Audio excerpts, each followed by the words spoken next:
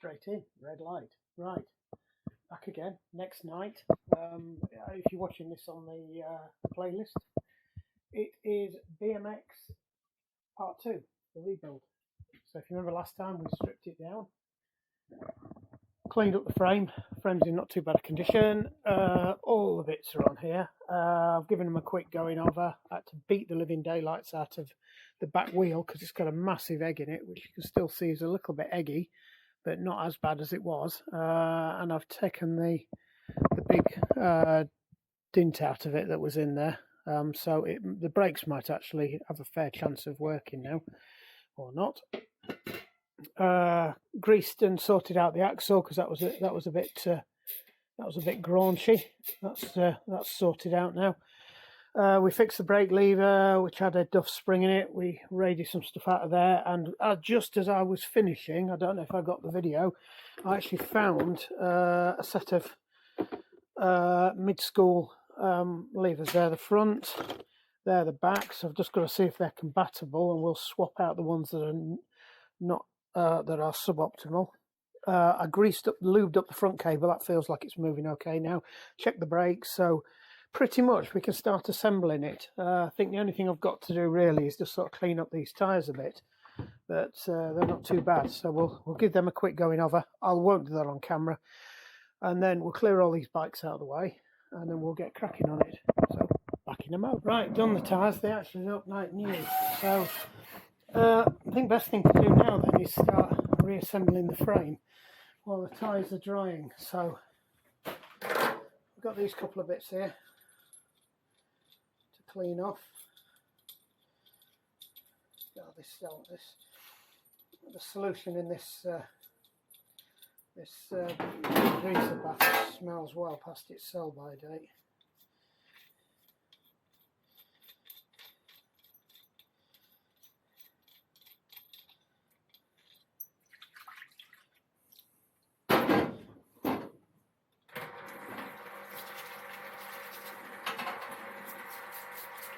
Need a quick clean up.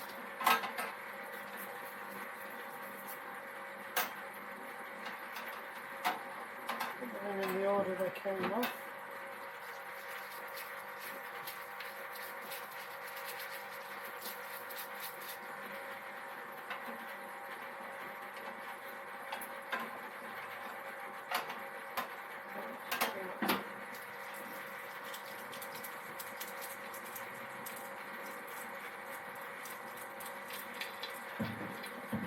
More micro threads.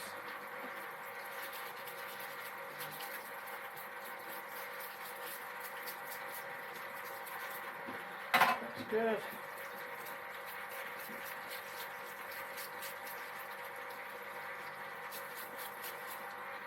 Got them bad boys. I think we're going to be able to save them. I think they're better nick than the ones I've got in the bits box.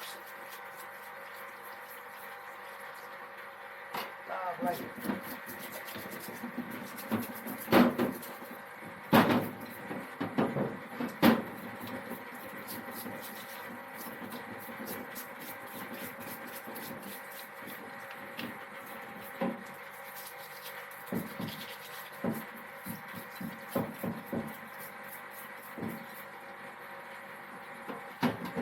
A lot of wind. I'll give this one a quick going over. Not sure whether these are painted or what, but we'll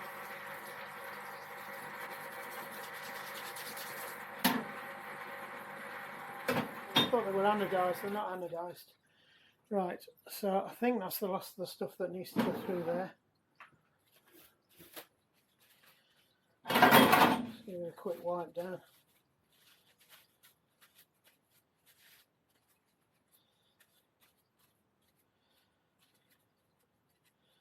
We've got most of the cleaning up nicely then.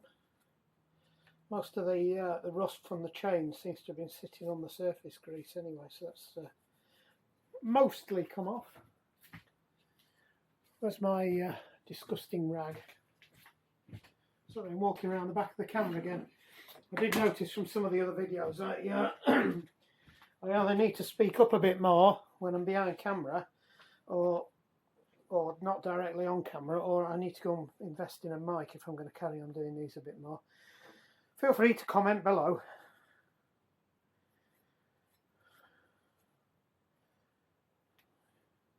Looks okay. What do you reckon to that then? It's a bit scuffed, but it's by no means a pristine bike. Right. Pedals don't look too bad.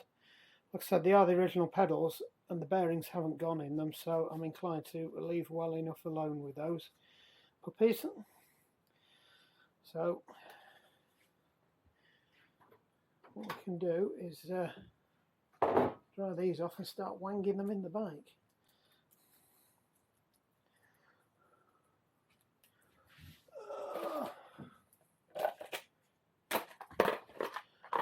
Dry bits in there.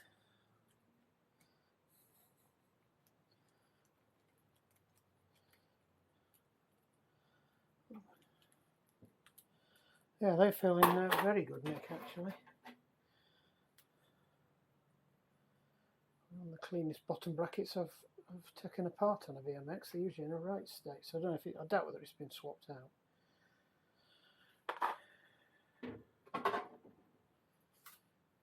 I don't find mostly they get a problem if they've been pressure washed or just not looked after.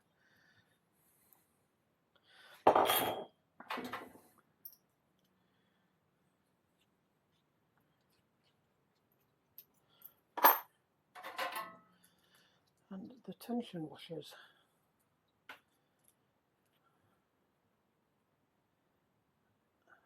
Bearing tension plate. Right. Let us proceed to bike. Stick you over here.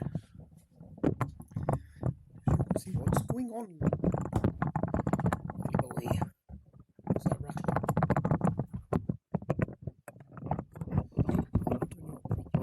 That's a little bit better. Right. Let's get you over here. Let's get the big grease going out for this one, so I'm not wasting my expensive grease. Not that the job isn't worth it. Right, now then, seem to remember it's that way round.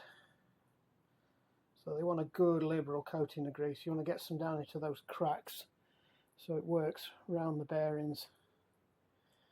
And then I'll put some on the other bits as well. We'll wang a bit in there. It's the only thing with this grease gun, it's a pain up the backside to operate one-handed.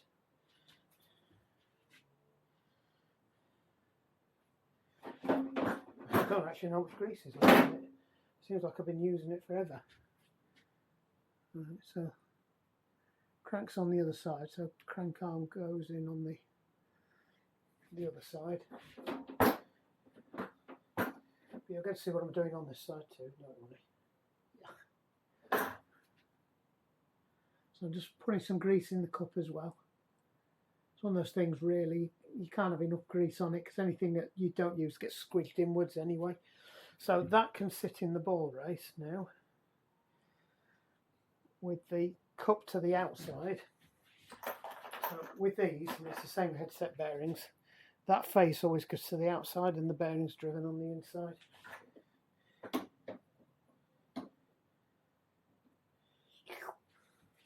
So we'll do the same on this side now. Get plenty of slot in there.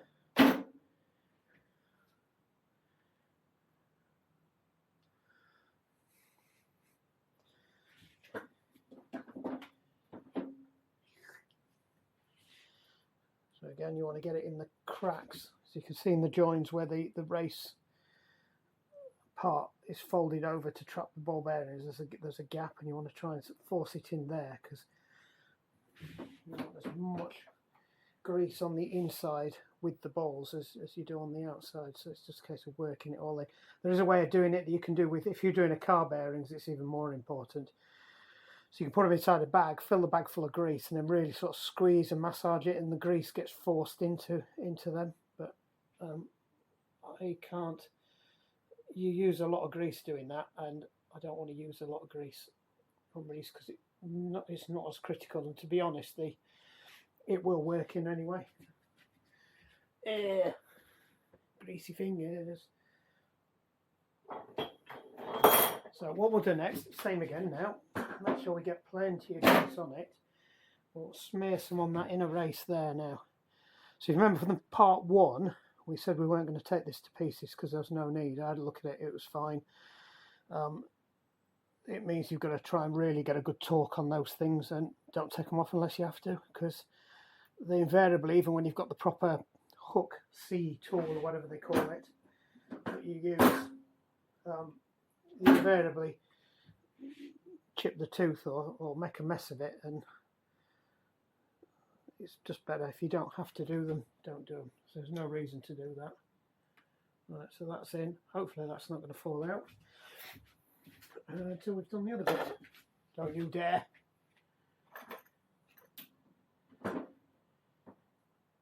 Perhaps I should have greased this up before I put that in. So the same thing with this now. We're going to grease this race up, and then we're just going to put it in. And it's a similar situation to the cup and cone on a back wheel I did earlier. You tighten it up until it's tight, and then you back it off slightly, because when you crimp it up,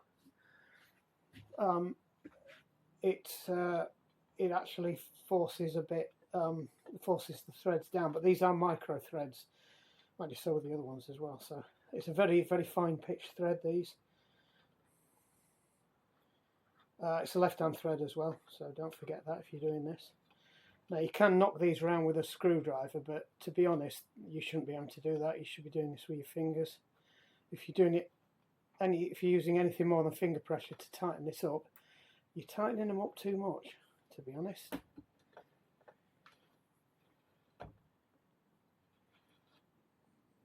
Keep checking yourself if you stop that you're not twisting it the wrong way as well, because it just seems very counterintuitive if you're not paying attention that you might suddenly be screwing it off.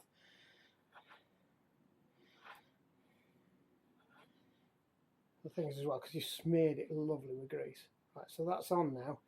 So that's finger tight. Right, so that is as tight as I can get it with my fingers. So I'm going to back it off. What you say with car bearings is you back it off an eighth to a quarter. So I'm just going to back it off to there. Can't feel any play. So that's about an eighth. Like I said, it's a while since I've done these, so I could be a bit out of touch with the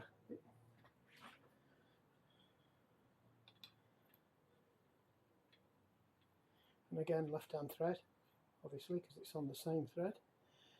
Paying attention, what you knew. I would guess that's about a 24 or a 26.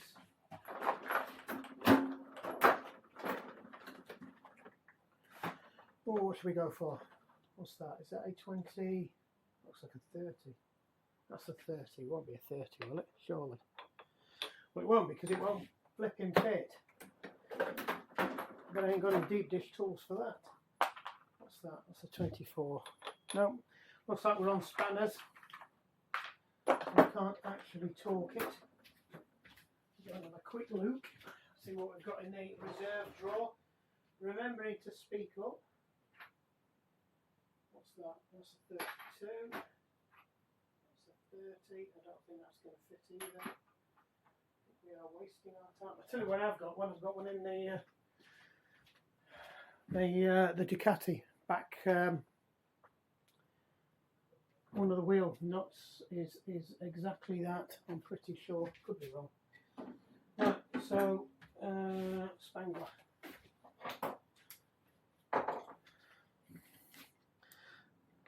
Trying to remember what I undid them with, but I've just remembered they were actually loose, and I undid them with my fingers. So you've just got to watch this now, that as I'm turning this, that washer doesn't spin, because they do have a habit of coming out of the track and then spinning the nut behind, so spinning the race cap behind. Right, see, that's gone tight, so I probably was right the first time. We're going for a quarter. So we'll just slacken that off again. We will retighten that. Right, so that's to that. So we'll now hold that there, and I will slide that round to a quarter, which would put it at that point there. Right, that's got some slop on it. I think if I tighten, oops. Come on, Toller, get your head into grips.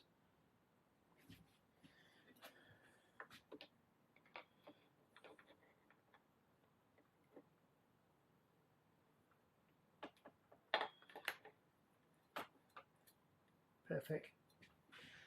That I am very happy with.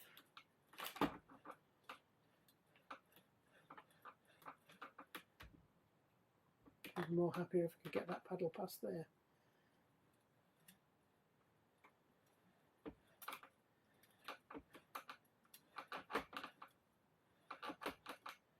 Yep. Very pleased with that. So let's put the other leg on.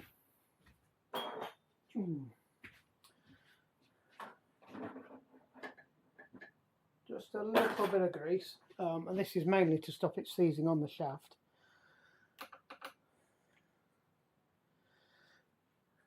And 2 of them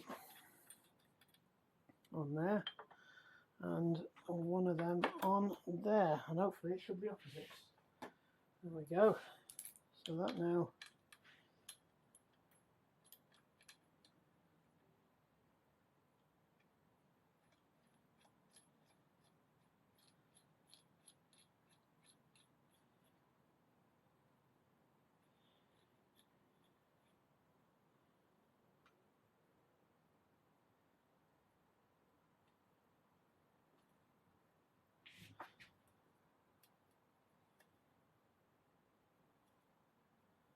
I don't think it needs.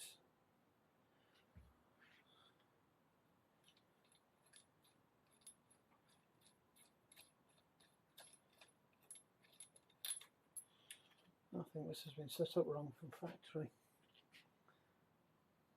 Could be wrong, but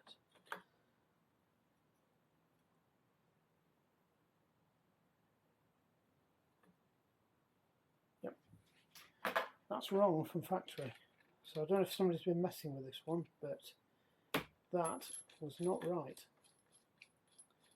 I'll explain all. So what you do is you put your spacers for your crank arms past both of those at the same point, so it's balanced. That wasn't balanced. That had an extra washer on. It did not need that other washer.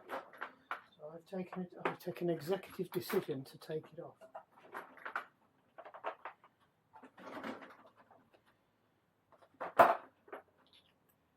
Can hear you all screaming, you shouldn't have done that. Well, I'm taking the decision because the bike is unbalanced and that's fundamentally not right. So again, you don't want to over tighten them. They're just there to pin it. But on a BMX it's slightly different. On a mountain bike, that's actually providing your tension across your floating axle. But these don't have a floating axle, they have a retained axle.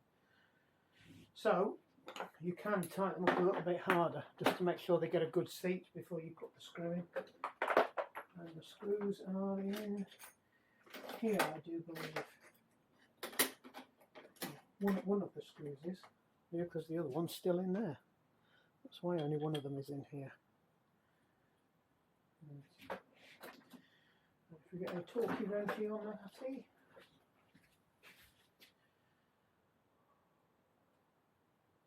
somebody's put his socket wrench down again and can't remember where.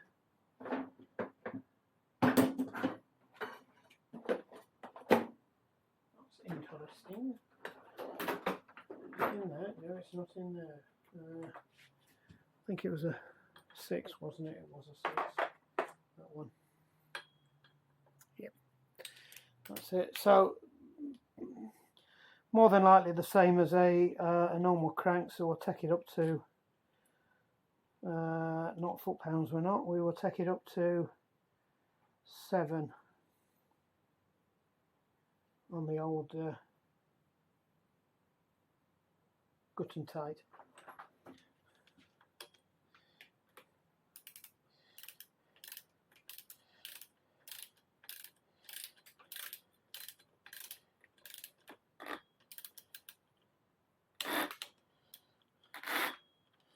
Should do it. Stick the pedal back on.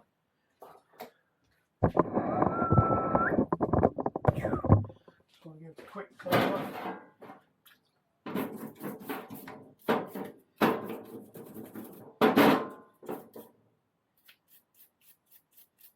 Make sure there's nothing untoward going off and just get all the grease off that shaft. Clean the threads out. Yeah, they look okay. Actually feels surprisingly good again for a BMX. Not cleaning up bad either.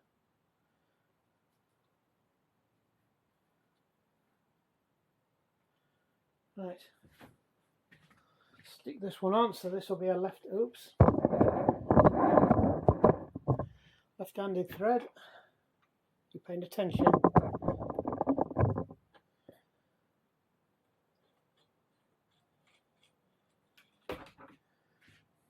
That's really irritating.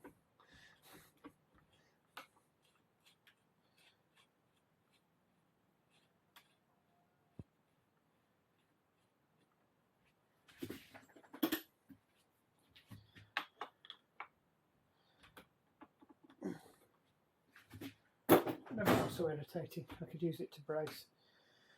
Right then. What should we do next? Forks.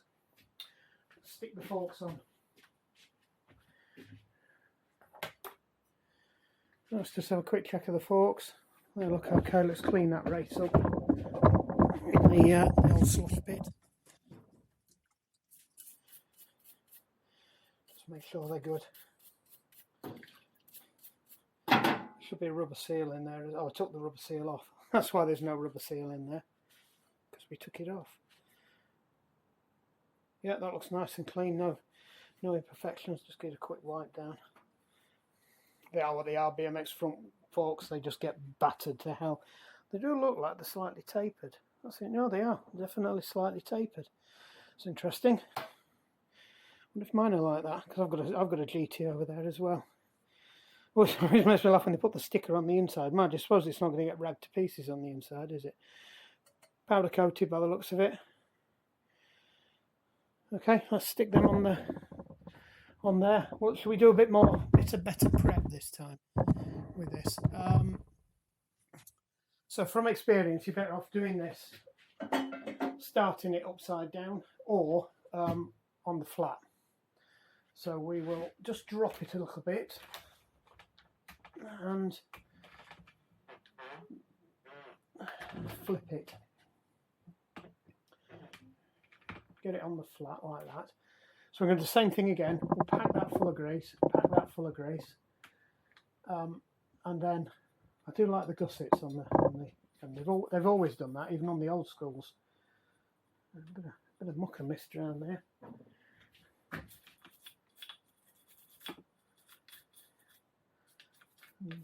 Got that one.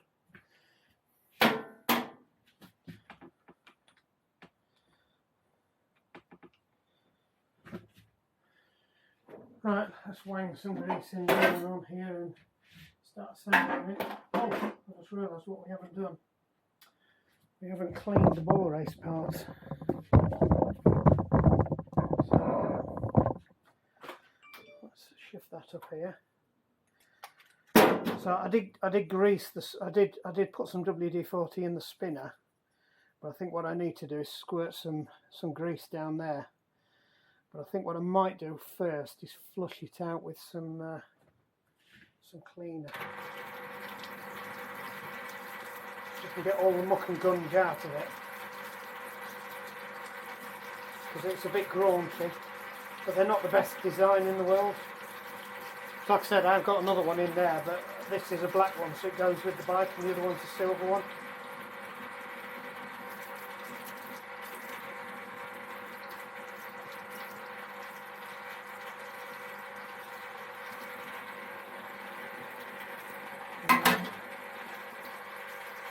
Clean off the headset bearings. You've got to be careful with these because these do have a habit, if they're even slightly worn, of dropping the bearings. And they're absolute pig to find a bearing because they go through that little hole there. So if you're going to go at it with the brush, you need to be very gentle. So use a gentle plastic brush. You see that's just caught that already. And without even thinking about it, one of these could catch like it's done then. If you skirt it too hard and you pull it, it'll flip one of those teeth up and the ball bearings will come out, and then you'll be crying. Now fortunately I've got a couple of spare sets of these, but I honestly don't think they're in as good a nick as that, so best thing to do is try and preserve them. Now we're going to play guess how the headset goes back together with this, so we're going to, because I didn't put it down here in any particular order, that's one of the dust seals. That might be the one off the forks.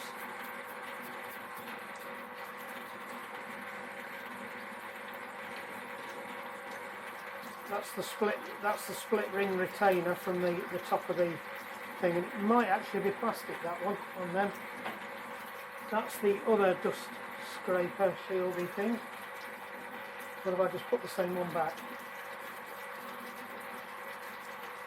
That's really full of crap, that. I'm getting my nail under and scraping it out. It's all in there. There's a groove that acts like a barrier.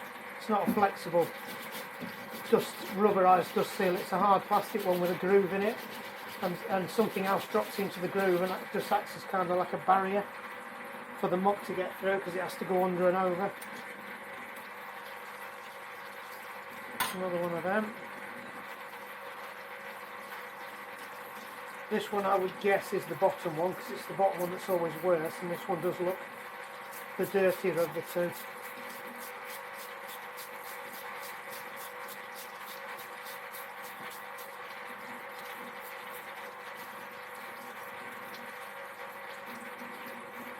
It's not bad, cleaning up okay. Wheels. That's the top bit. That's the spinner.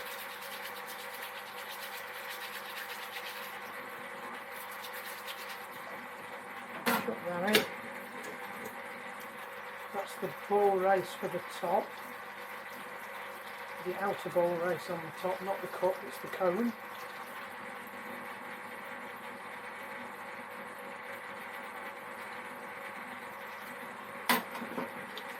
And I think that's about it. All these other bits are all part of the either the brakes or the, oh no, it's that bit. Actual tension bolt.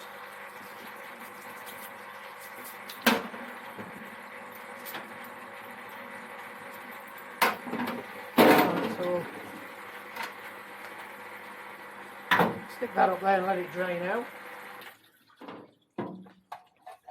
Got a lot of bits. Right, so if we've got a box for these, stick them in, dry them out, grease them all up, and then chuck them back on the bike, and then we've got the forks back together, and then it will start to look like it's making progress.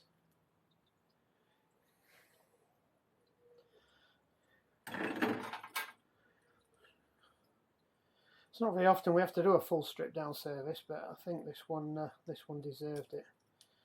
It's a survivor.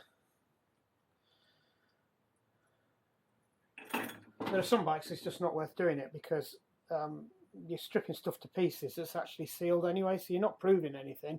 The only time you need to do it is if it's gone completely, because if I strip a back axle out of a wheel or take a bottom bracket out and it's got sealed ball races, I'm probably more likely to cause damage than I am actually make it any better, because you can't. There's nothing to grease, there's nothing to clean. You're just unscrewing it and causing wear and tear on the fixtures and fittings for no reason. And some of the Shimano ones, they'll only take being taken on and off a couple of times before the screws start gouging away into the counter recess that they have.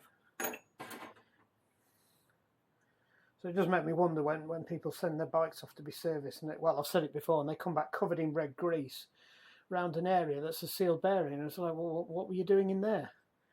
Unless you're actually going to start popping the covers off the sealed bearings, but as soon as you pop the cover off a sealed bearing, it never seals properly again afterwards.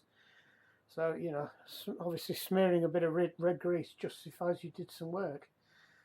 Whereas actually, you could probably charge somebody exactly the same if you're just honest and say, I've given the bike a complete, end-to-end, once over and full check. Because it's when you get them back and they're covered in red grease around all the bits that they haven't done, and then they miss something as blatantly obvious as the headstock bearing's loose, or bottom bracket's gone, or there's a loose spoke. You know, so it's quite obviously I haven't got to run the fingers around the wheels or anything, or they've completely missed the buckle, or the brake pads are no good, or there's not enough air in the thing, or the rebound's not right on the forks. It's all the kind of stuff you only know from experience, and you don't need to smear red grease all over the place. Right, rant over. Well, you set me off again, didn't you? Right, so let's have a look. So we reckoned that the crappier of the two was going to go. Now then, I think it's that one on the bottom. I think that one goes on the bottom. And I think that what we need to do is which is the worst of these two? They should be the same. These they are the same. So I think the crappier of the two. Don't do that to me. I heard something and it sounded like a ball bearing hitting the floor. Right, so I think that's fine. So same as before, we're just going to smother it full of grease. Not red grease, because I don't need people to see that I've smeared a load of grease over by having the brightest, reddest grease you could possibly find. These are a little bit harder to run the grease in because they are such tiny ball races. So you just smear as much as you can on. I'm not even going to bother doing the channel itself separately. It will get forced through. If I just put plenty on it. We'll stick some on the race on the other side as well, so that'll help shove it through. But as you can see, there's a crap ton on there, as my son used to say.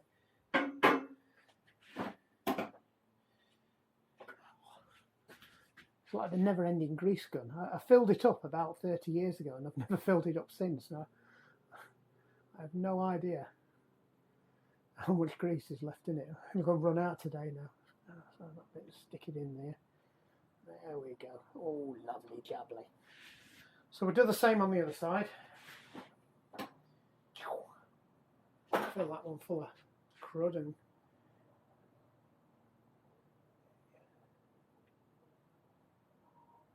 oh, look at that. It's everywhere. Lube. Lovely. Right.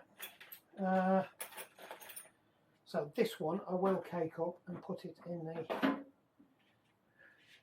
race, ready to receive it. You just got to be careful when you introduce the forks that you don't knock it out. So what I'll do is I will grease it up like this.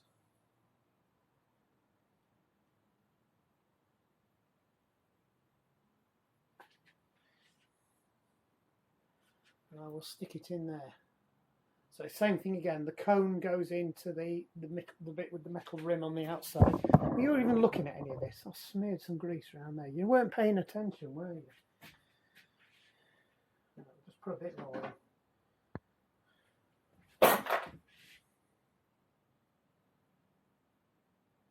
Right, the ball race is in this side. You didn't see me put it in because you weren't looking. So the ball races rest in there. They're greased up. And that's all in there.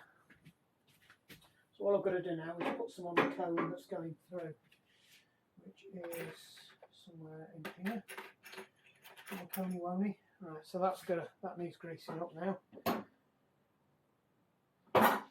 And then we can just drop this on and then put the retainer on the other side of it quickly so we don't lose the whole lot, and hopefully it won't fall on the floor and I have to start all over again cleaning all the fuzz out of it. So where's my split ring?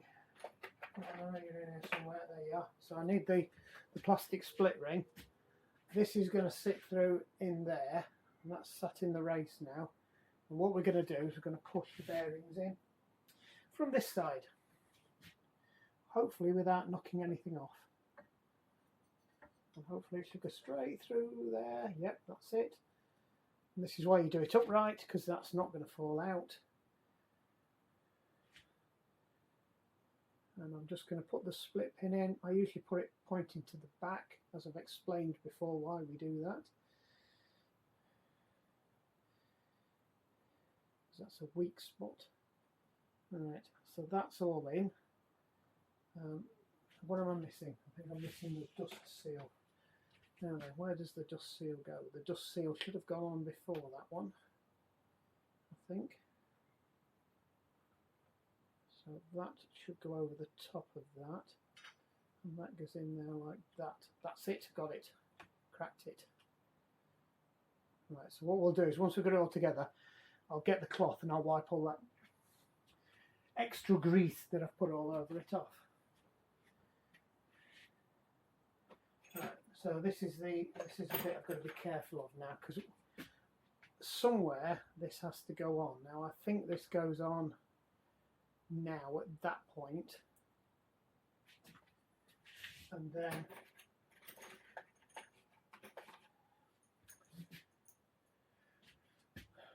these go on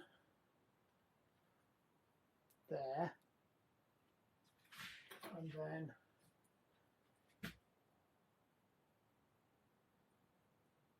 that goes on at some other point. I'm not sure where. So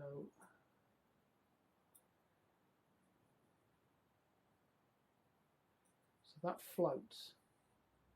So that should float over the top of that. That would make sense, but I suspect I've put that on upside down and that wants to go over. Yep. Fortunately, I haven't got one to copy. Oh no, it's pulled it off. Stay there, you. Right, so I think that goes like that.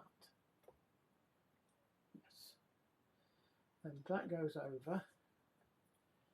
You can't see any of this. Right, so I'm assembling the spinner. And I was having a debate with myself because it's a while since I've used. Like I said, these weren't around when I was in. So that goes on the top, that goes on the bottom, because that makes sense. Because otherwise it would look absolutely awful. So all we're going to do is we're just going to force a bit of grease down there. But I'm going to have to use my pointy gun for this, I think. Or white grease. What do we use? So we need to get a bit of red grease down the back of this, because otherwise I need to better force it in than I can force this in.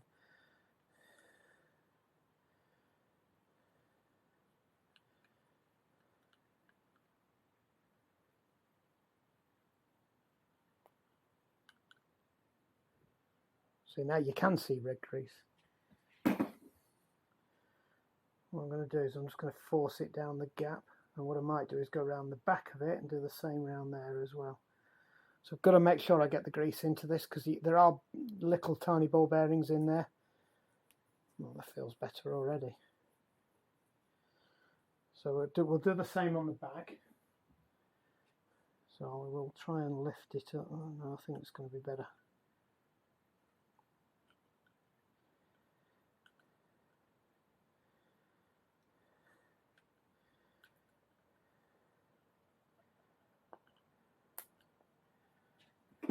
Problem is my red grease is running out, and the replacement tube I've got is actually broken, so I've got to see if I can squirt the broken tube into the good tube. Right, I think that is pretty. Oh, do you know what? That I think we will definitely call that a save.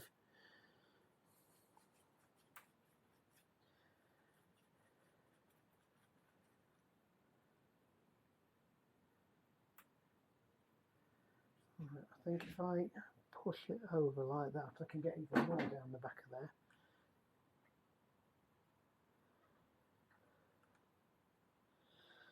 But I can do the same there as well, yep.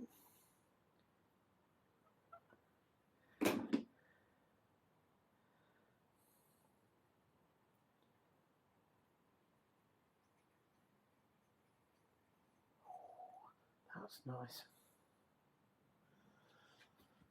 Right, so we'll call that. Let me give it a quick wipe down actually, because I'm not going to be able to wipe this down when it's on the frame. And that should actually help protect it a little bit. Let me just give all this a good scrunch over the bits I can't get into. Right. Right, that's the one. That can chuck itself on that way. That's as far down as it's going to go, and that sits there. So I don't think there's any more bits to that. So, talking away from the camera again, I think at this point the best thing for us to do is to put this on and just check that everything sits where it's supposed to.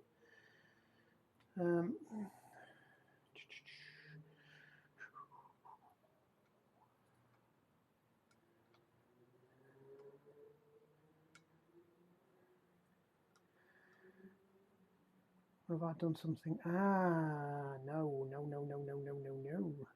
I have done something wrong there. Right. Of course I have. Oh, look. I heard you. You were all shouting at me. I was just testing you. Right. So that doesn't go there.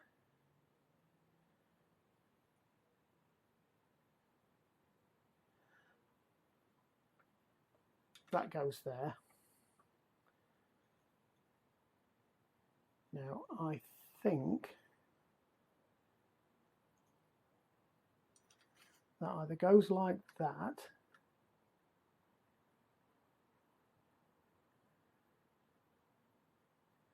means that pulls that there, or it goes over the top of this and faces downwards, which means it would sit on the back of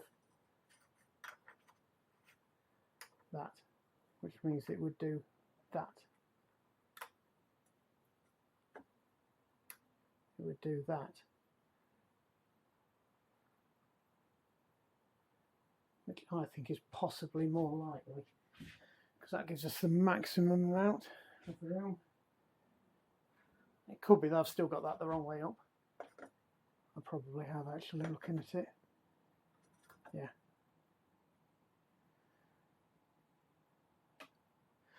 So I think we'll flip that over. It would make more sense for it to roll downwards though, because otherwise it's a bit of a trap. So I'm going to leave that like that because I think that's better. Right. So the only thing I do need to do is I need to line everything up.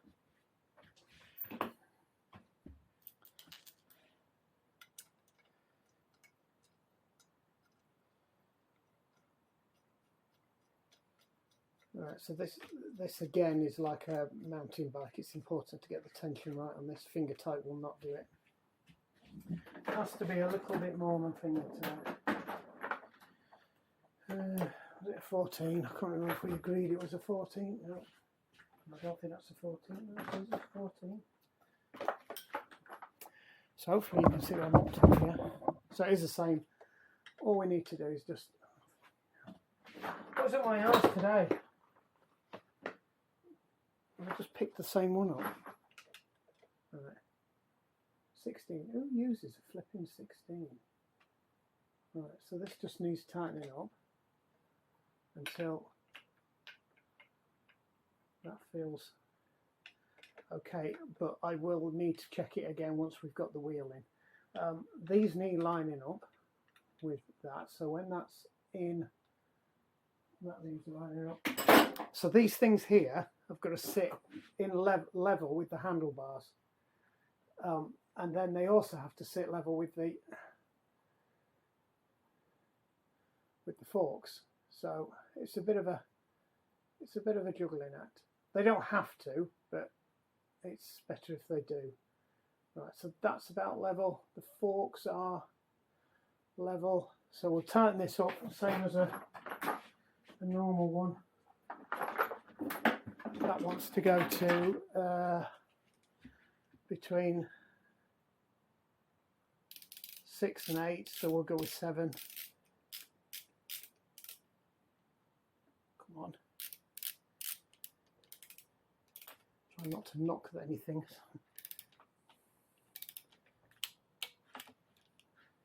In fact, we will take it to 8 because it's a BMX.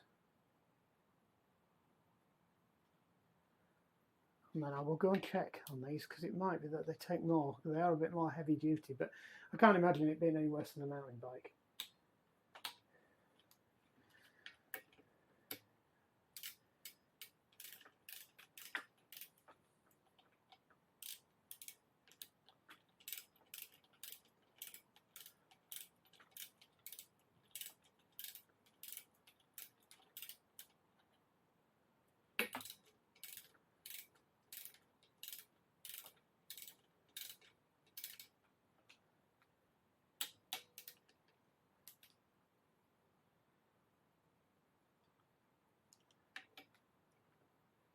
Remember, you have to keep going backwards and forwards.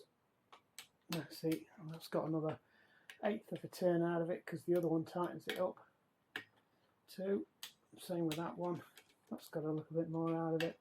And then you'll get to the point where you're not moving them anymore. That's it, we're not moving them. So that should be. Right, that feels good. Right, let's just clear off some of this grease now.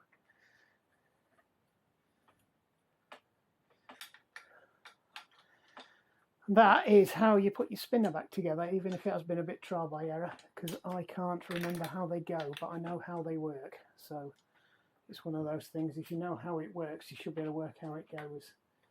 At least get somewhere near. I'm pretty sure that's right. I'm sure there'll be plenty of people that tell me it's not. Right, there was one thing actually though. One of these just want knocking down slightly.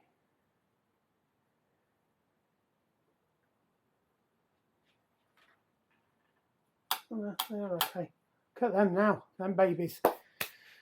Right, let's get some brakes on. Brakey wakey time. So BMX brakes are going onto a round shaft. That's quite normal for BMX. So there will be little round cups. Just make sure you get them seated properly. Unlike mountain bike and unlike road bikes, there's no adjuster. You do it by doing it with your fingers. I'm probably sure that there's torque settings for these, but it's not critical. The components are fairly heavy duty, and I can't find my spangler.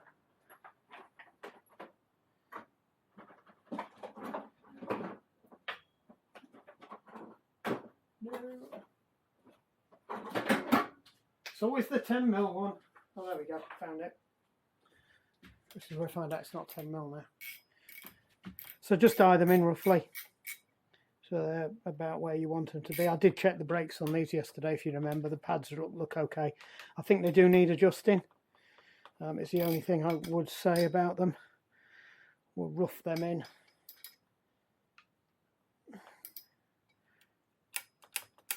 They're fine. We'll do these first. So just want to give this brake cable a once over, because it did look pretty. Yeah, it is pretty. It is a Jaguar as well. What you don't want is kinks or breaks in the cables. It looks okay. Actually, we're just going to put a seat on there, so if you just bear with me, I'll go and do that. We're having a rummage through the bits box to see if we can find any brake ends.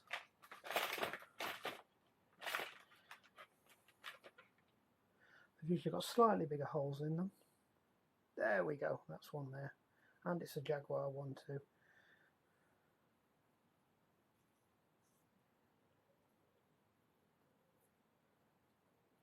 Yeah, look at that baby. I am a little bit concerned about this one because it has got a split in it. So I think I am going to replace that. And you know what? I'm going to chuck the whole thing in the bin. Because if I'm replacing that, I might as well replace that length. I think I've got a length of Jaguar brake cable. That looks like brake cable. That's brake cable. CGX SL. What's this one? CGXSL. Maybe it's not brake cable. We'll find out, because we won't be able to stick a brake cable through it. No, that's definitely brake cable, as is that one. I think that in that case, well, I could be wrong. Just gives a quick wangy out. So where's the cable I've just pulled out? I've slung that on the floor, haven't I? No, that's brake cable. Right, so we'll copy this.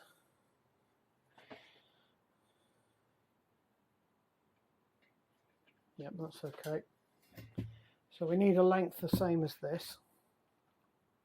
This is why you don't throw anything away when you buy big kits, because you never know when it might be useful. How much is that going to leave me with? 7/5 the bugger all.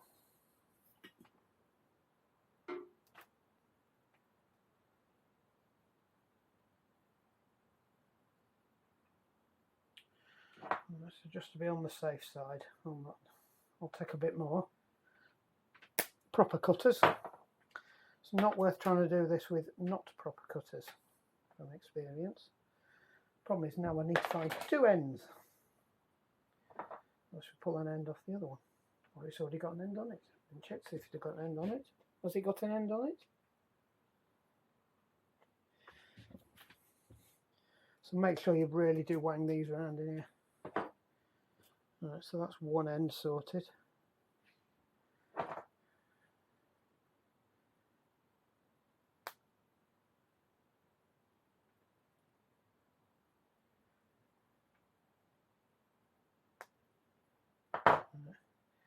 That's okay, that's crimped it nicely. So I'm just going to find another end now. What are these? Will these do it?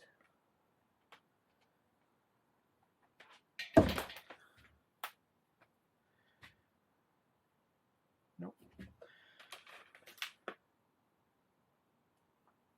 Nope. Nope.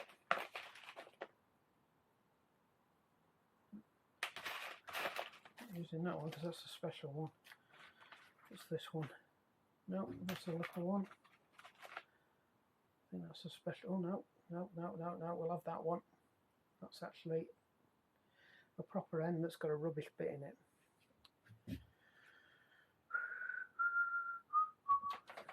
Bear with me.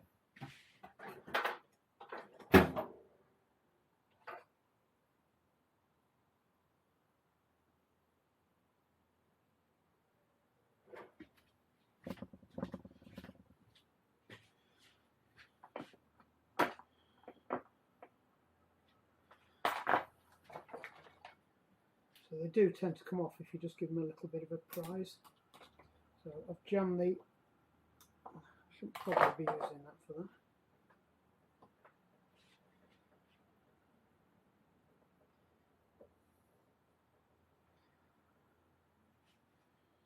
With a screwdriver, the brute. Come on, I know you want to come out. Oh, it's been crimped, I can see. There we go. It is out. It's not exactly done to it what I've just done to it. Sometimes they're a bit of a slack fit, these, so you do have to put a little crimp in them to get them to go on. So we will just give that a bit of encouragement. That should be on now. That's on. Right, so that's my replacement cable. I've done it slightly longer, and this should be, no it's not. I might not have any spare cable. I thought I had some universal cables that had two ends on. They had both types of end, but it looks like I haven't, or I've used them all up. Or I might have one in here.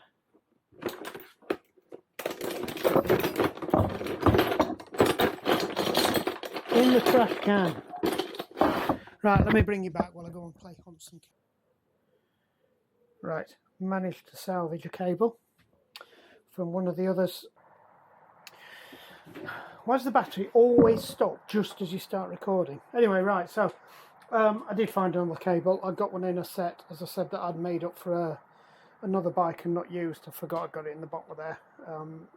It was one I'd made up to replace the gears on that bike with the disabled controls. So brand new Jaguar outer and new inner, all that at Parts Bucket. Can't grumble at that. So we'll get that stuck on the bike. You may or may not have noticed, but I don't do that to me. Oh, that's annoying.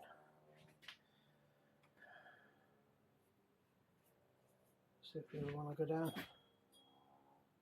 That is very annoying. The Jaguars won't fit.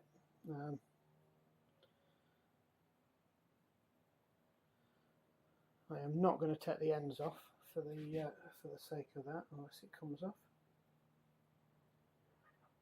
Oh, we might be in luck. Oh, we are.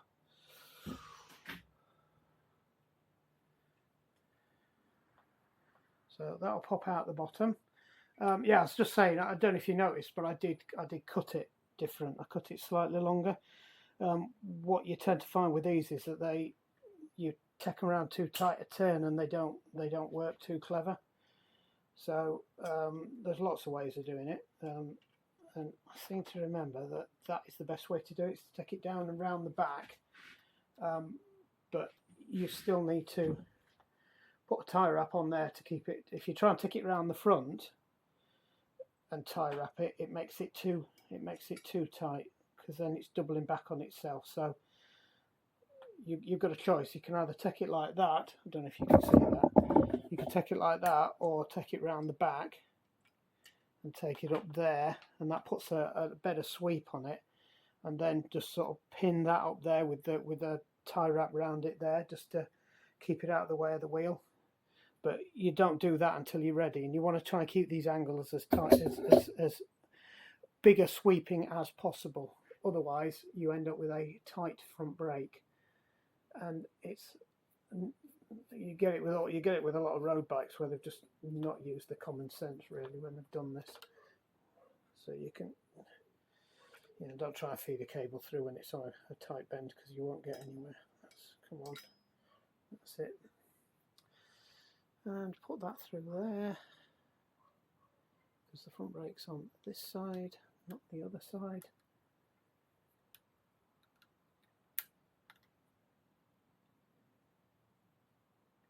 Right. So that's nice and tight.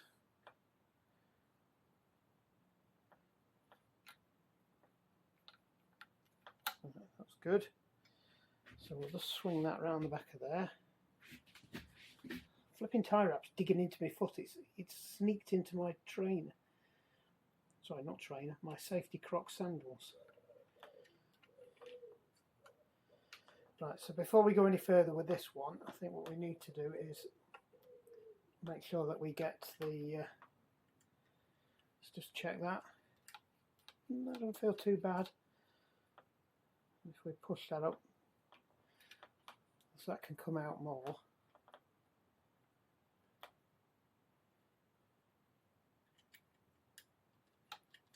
That's still good. All's good. So, tip: don't try to feed this through in situ. Always take them out, put them over the top, and then put them on. Right. And then we'll clip that and tuck it. There's usually a gap for you to tuck them into, or you just clip them and put a thing on. But what you don't want to do is have it so it catches on there. So you would try and turn it down and put it down there. Sometimes they have a hole just for doing that, and for you to stick it down. These probably won't, or I have seen people tie wrap them down so that they don't catch on the bottom of the frame. You just got to make sure it clears it as it goes under. But that looks okay, so we'll leave that as it is, and just remember not to spin it. Yuck. Right. So I think that's almost ready for that brake.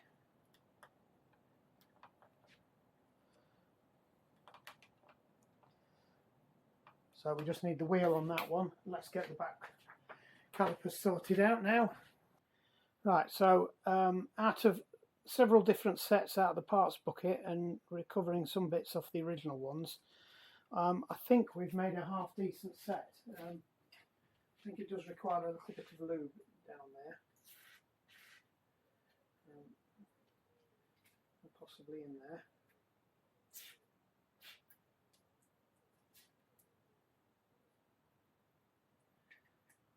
Definitely some down there. God, I get through some WD-40, I do. Right, they're okay. So these go up here and clip into there as normal, assuming nothing's bent and deformed or anything, because that one was the one that took a bit of a hit. So we'll wind that in. Best with, normally I'd say wind them in and then wind them back a bit for most bikes, but these are a bit of a pain, shall we say. Right, so we've hit a problem straight away with this set, is that that's too short for that. But this is where the adjuster comes in. So you wind that out until that's somewhere near, and you wind that out until that's somewhere near, and then hopefully that's your something like that, because they've got to push up, so that's still not right. So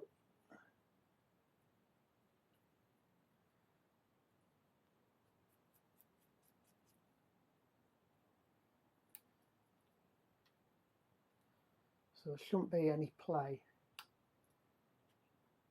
when that's tight. Good, right, that's eventually got there. Now these need to go over the back of here, through that little hole, and those darlings need to screw in. And one is longer than the other. So the one that is longer goes to the outside. I definitely have got them the right way around. The thread wouldn't go up. Can you see this? I've got oil all over my hands. I don't really want to have to touch you. Yeah. Right, so they need to hook under there.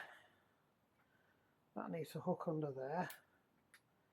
They need to be roughly equal. And they are nowhere near flipping equal. So if you hold that down, that's better. Right, so you can see that that's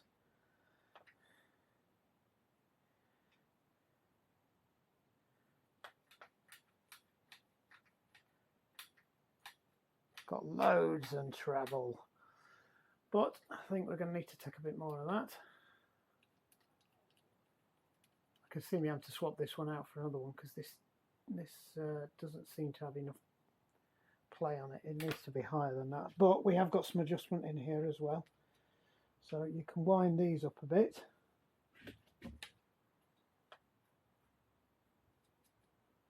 As well, but they do need to be level.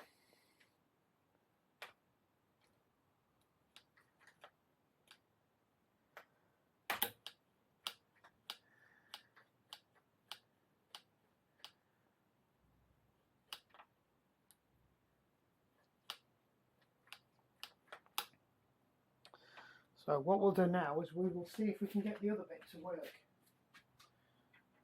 So the other bit is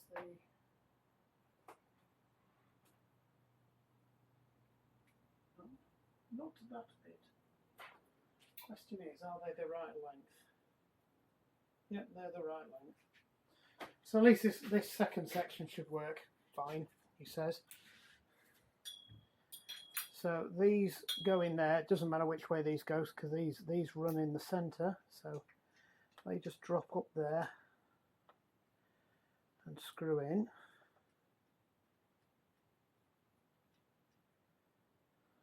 Same for this side.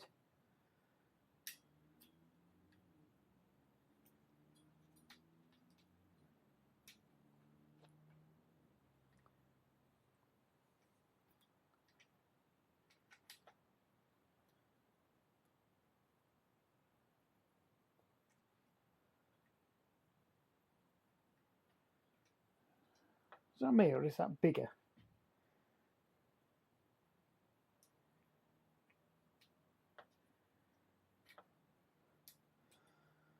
There's absolutely no way that that is going to screw into there. That is not the same.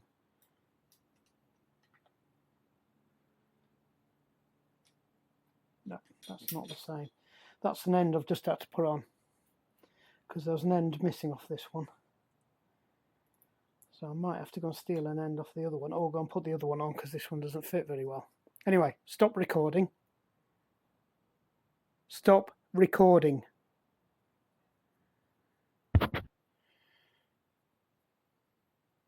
Hey there. I have actually found one. I found the missing one. It dropped down onto something, but the problem is I haven't got the nut from it. So I've had to scavenge a nut from something else to put on it, and the nut is a slightly different size to the other nut in thickness wise, so I am contemplating stealing one off here.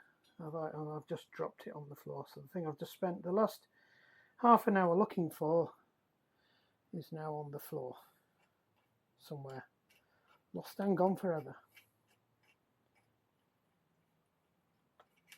Now I think, no, that's way too thin. That's not, we're going in completely the opposite direction. So screw that back in. Windy, windy, windy, windy, windy, windy, windy, windy, windy, windy, windy, windy, windy, windy, windy, windy, windy, windy, windy, windy. Take that out. Push that through there. Pull that up there. Put that in there. Put that back as it was. Pretend we weren't even there, and let's see if we can work out where the thing I've just dropped on the floor has gone. There we go.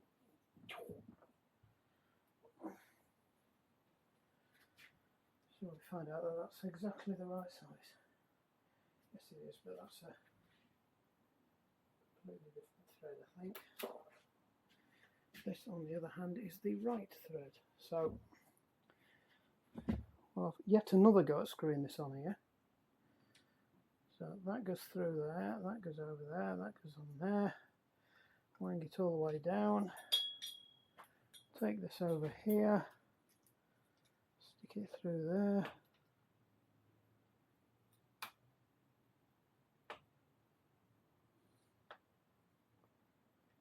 And hope that it screws in. So it doesn't, I'm going to cry. There we go. Doesn't really matter because I think we're going to sit somewhere about there anyway, so. Alright, so there, like that. That clips into there like that.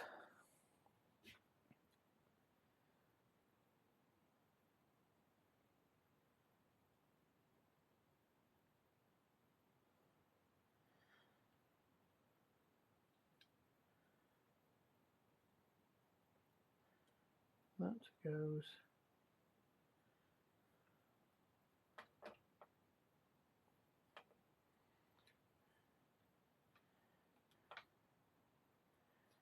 in there like that, and then this gets pulled tight.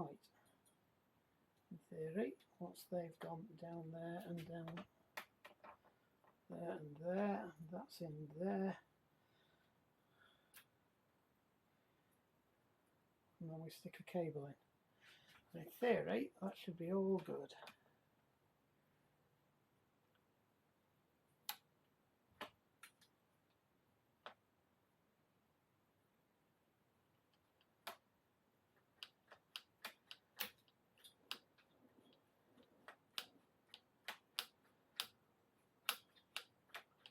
Everything looks good. Right, so all we're going to do now is put the cable in over that one now. So we're going to find the missing bit of cable from that. We'll steal the bit that was on there.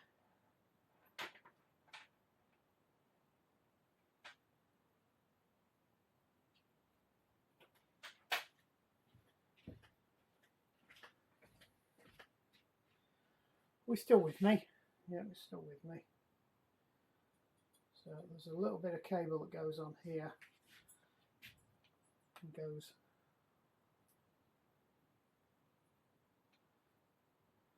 into there. But in the meantime, we've got to get that off there because it also has to go through there.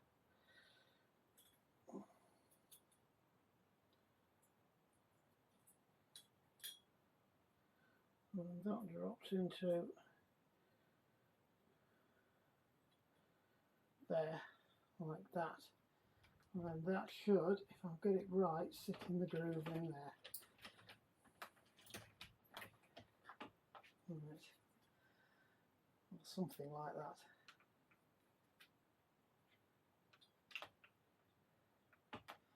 Right, so they're all in. Then that then goes on a hanger on there where it pulls that. So if I spin that back round, I should be able to get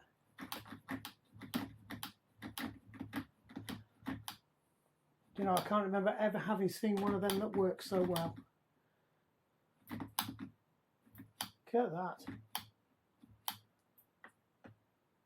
Right, so what we're missing now is the hanger and the loop that goes on this bit. So I'll just go and sort out all the bits we need for that. We'll get. I'm just going to put a bit of grease on these because I think that was part of the problem before, is that they weren't greasy enough on that bit. And then I also think that if you get that out there, we needed a bit of grease in there too. Somebody will probably tell me otherwise, but to be honest, these are fairly disposable, these brake systems. That's it. Make sure I get it back into the hole for the spring. So there's a spring on these. You bolt that down and you use that to adjust it where its position is. And one goes in one side and one goes in the other side. So that goes through there.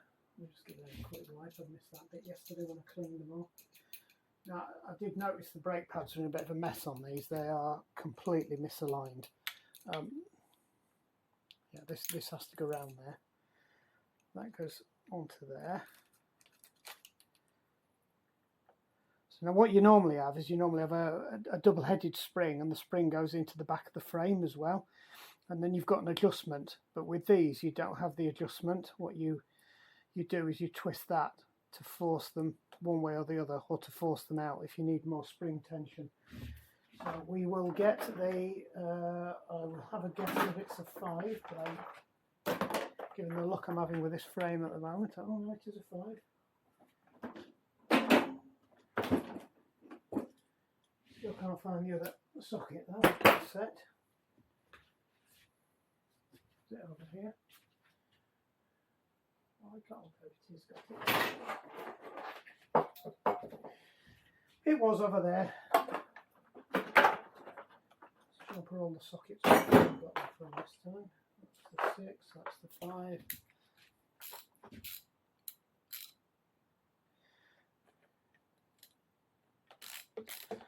So we'll do this up.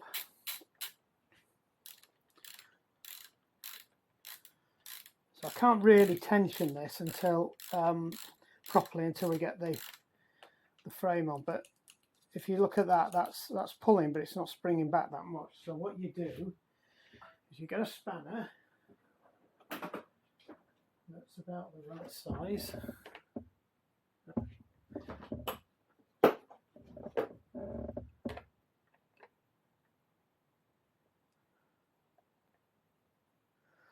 Okay, so that's been particularly awkward.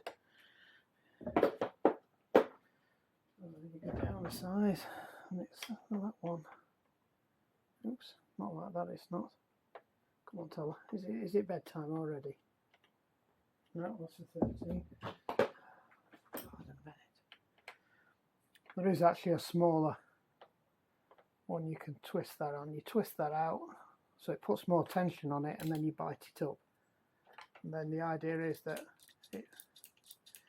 it puts more spring back on it now. I know that we're going to need a lot more than that, but we're not going to set that tension yet anyway, because it just makes life harder when you're trying to do this next bit. So as long as it's got some tension on, that's fine, and that seems to be moving quite smoothly. So we'll do the same for the other one now. Would you believe it? Got to do the same bit on that side too.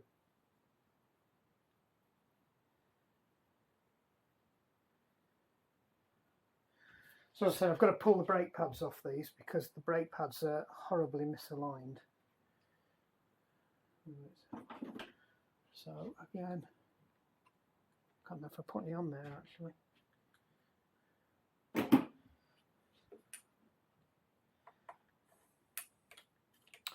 Take the screw off.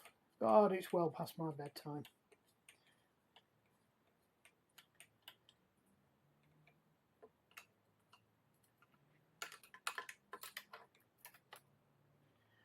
Oh, that's not irritating. I should have put the other one on first. Why didn't you say something?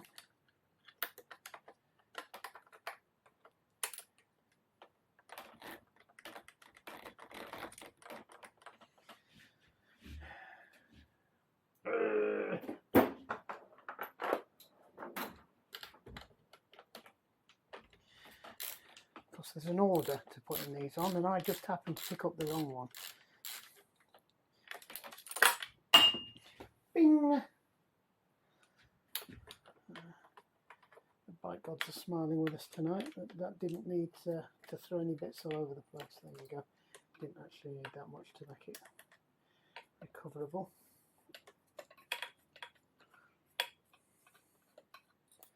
So that clips in there. And the idea of this is you want it as close to there as you can get when the brakes are pulled back, so it's just in front of there. Otherwise the gap ends up too narrow and it grinds on the frame even more. Speaking from experience of spending a lot of time setting one of these up in the past.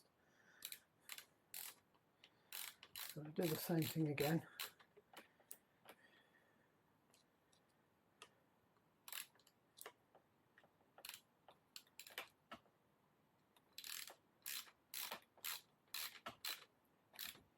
Make it so it's got a bit of tension on. It has. So that's it. Make sure that's all the way back. Same thing again. Do these up.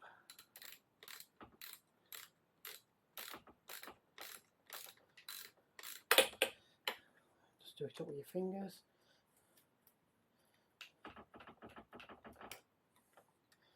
The ones I found for the GT I rebuilt because I just got the frame with that one. Well, I got the frame, the crank. No, well, it was a whole bike, no wheels, basically, and no chain. And I think he'd bust his wheels and bought some nice wheels for it, and then didn't want to let them go when he got a new frame or he got a new bike. Right, so they seem to be working quite nicely. So what we do with this is we hook that over.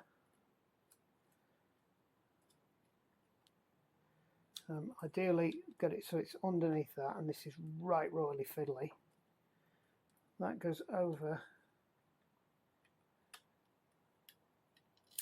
that, and it's come off the thing, so I might as well just hook it over now anyway with my hands.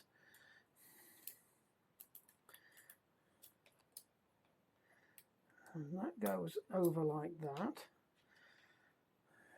This goes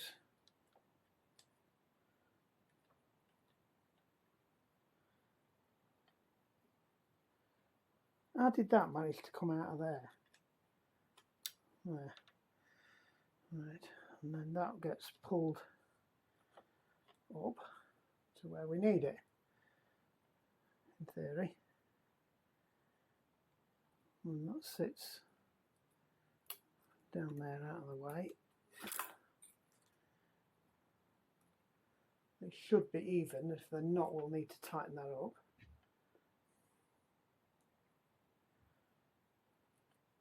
And jobs are good in. Right, so we can't do much more with that now until we've got the back wheel in, because we need to know how thick the rims are. So I can't tighten any of that up now until they're on. but it is easier to do if you can get your hands in and everything without the wheels on. So all we've got to do now is stick the wheels on. So let's set the wheels up. Wheels on. Do, do, do, do, do, do, do, do, do.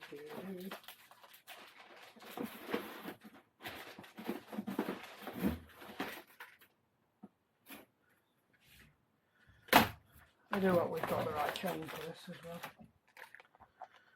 So this is the chain we've ordered. We've ordered what they called a standard BMX wide chain. I was going to get a half link.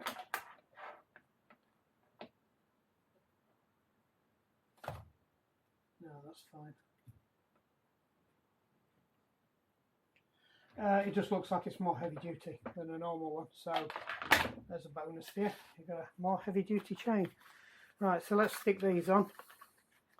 I've got to remember to put the thicker tyre on the front wheel, because that's what the kids ride nowadays. These inner tubes I think might be a tad too small for the widest of the wider wheels. 1.75 to 2.125, and I think they are 2.2s. But they will stretch.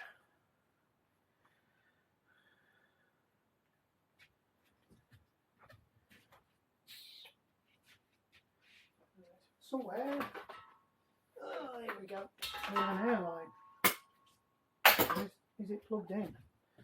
I have to keep unplugging it because it keeps going off. So let's get the airline ready.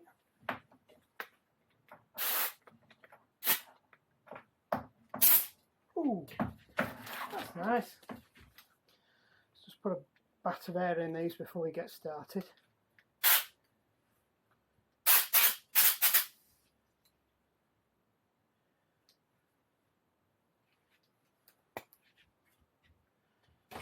One. It's just to give them a bit of shape and get them ready for being put onto the wheel, because they can be a bit fiddly and you can get them stuck under your rims if you're not careful, because they generally are a bit sloppier than mountain bike wheels or road bike wheels. Look at that valve caps.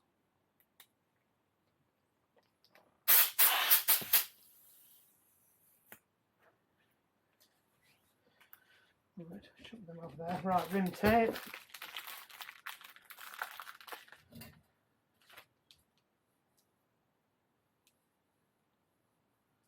Still not brilliant, that, but I can't get it any better than that.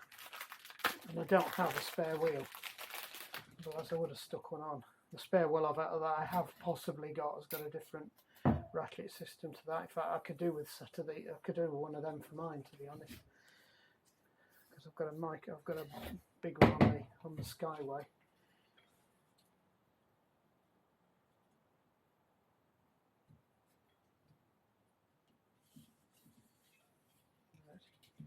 So it's some very funky monkey tape we've got here.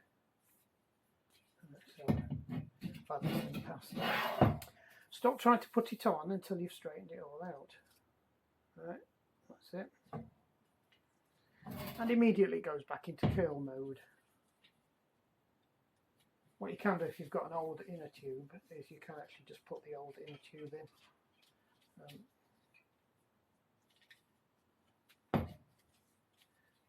They can be a bit of a faff to get in because you've got to get them over the screws, and if you can't get them over the screws, it's an absolute pig to get them to flick back over again. So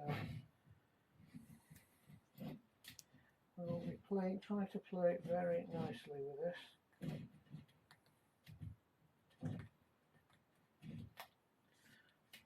Let's see, they're trying not to go over the screws already. You see what I'm doing? They will try everything possible to go underneath the screws. So sometimes having a flat bladed screwdriver, or don't let go of the flipping thing, because once you've let go of it, to get your fingers back under it again is almost impossible. Right, I think that isn't that bad, apart from it's decided to go for walkabouts, which is normally the case with these.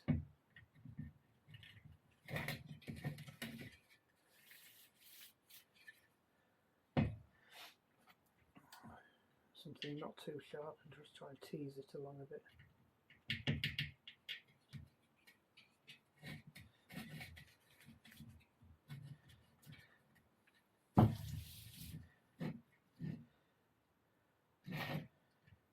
if it is off the hole, just try and pull it back. They will tend to shuffle. All of a sudden they'll move. That one's just moved. There you go. So that's okay. That's that one done. Rather snazzy, don't they? Do you like them? Hope he enjoys them. Let me go find the tyre. Don't move. Stop recording. I think somebody's turned the voice recording off. Yay, we've got voice control back again. Right, as you can see, the tyres did clean up rather nicely. Just checking there's no rotation of travel for these. I don't think there is.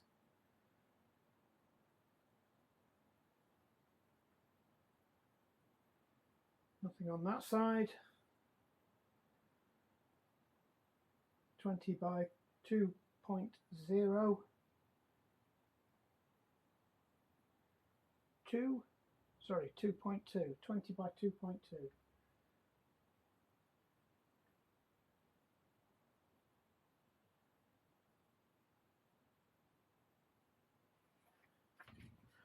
Right.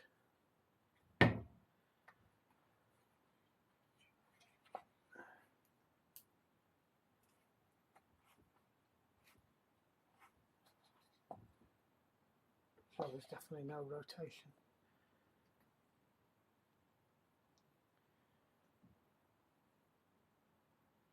No. Might do a BMX as you go off the time you're going just forward as many times as you're going backwards. Where's the hole gone? The hole should be, if it's been done properly, the opposite side to the thing. So let's just rag that in there.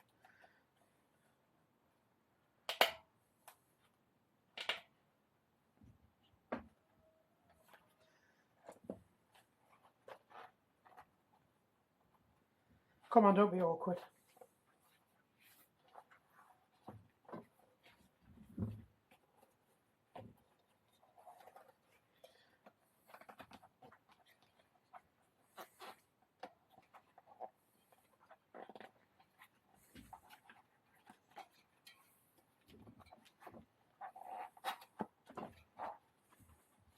I know I should have gone up and under. I might have to let a bit of air out of these now they've pushed up, but if I can get them in like this, it is better. Just jiggle them around. So it's like with anything else, just get them over the rims first. Once it's over the rim and seated behind it, just makes life a lot easier. Now, I know I say you can always get a tyre in without using your tyre levers, but I'll be honest, BMX tyres are a bit of an exception because they can be a bit of a pig, but no, there you go. Don't let anybody say you need tyre levers, because you don't.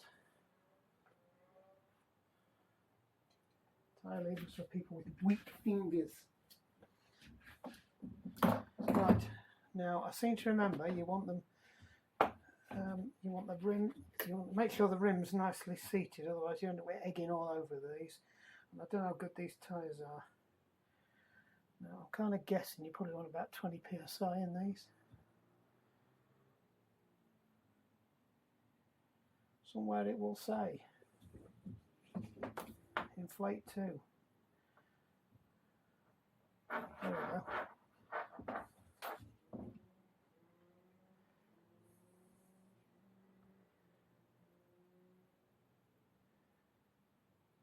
Inflate to 35 to 60 psi, so we'll give them 40 psi then.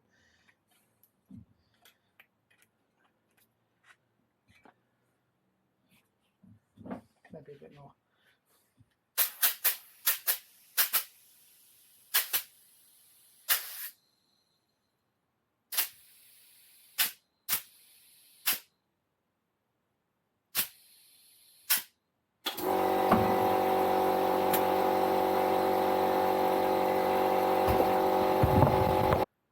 Sorry, the compressor kicked in.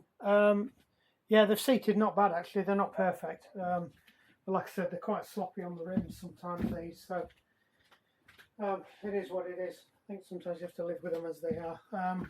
We'll stick this next one on. I'll bring you back when I've put all the tape on. we back? Right, that one went on like a dream. No eggs at all. Lovely, that one. So let's get them on back. Come on, Popsy, follow me.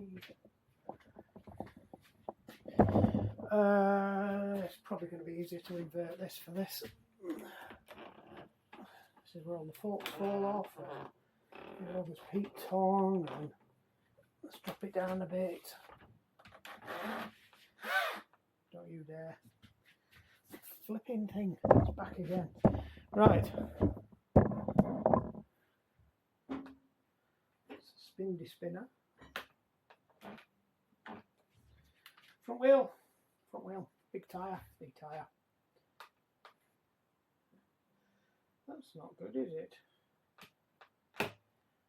Please don't say I'm going to have to let the tyres down to put the flipping wheel on. I really don't want to have to do that. Wriggling. No. Right. I was going to take these off and reseat them anyway, so we'll just wang one of these off.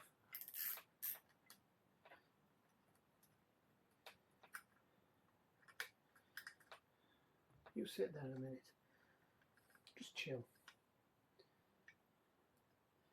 Interestingly, there's no adjusters on the front ones. They're just flat down.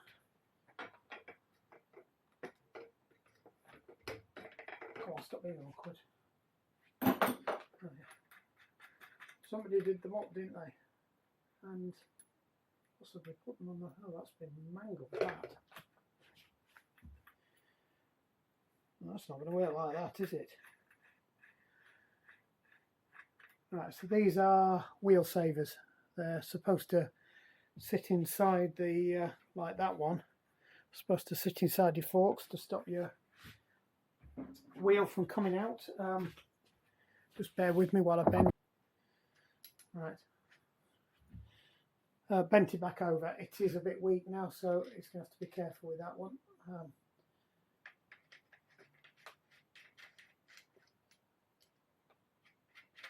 The other one's okay though, so we should be all right.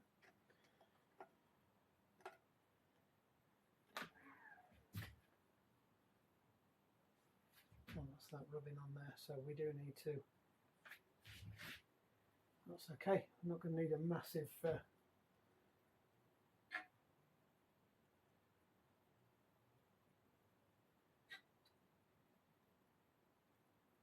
Sounds all right, doesn't it? Job's a good one there. I will just throw a tie wrap on that.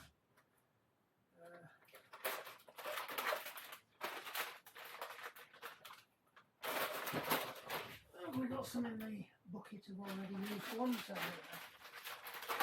We'll use these up first. Perfect. That's just the right size. So we will stick that on and just decide exactly where we need to put that.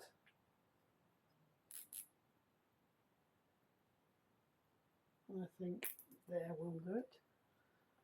As good a place as any.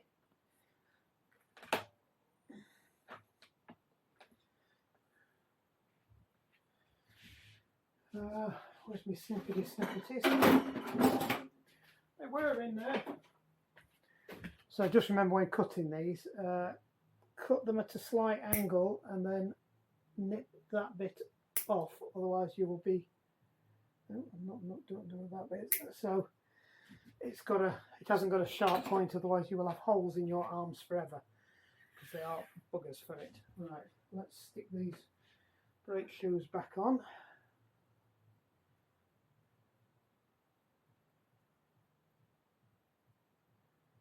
God, these are right at the end of the travelators, aren't they?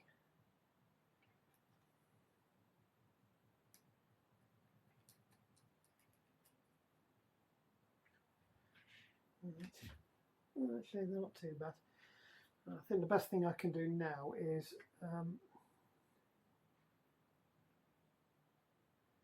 take the adjustment out of that, wind the adjuster back, wang that all the way back down there.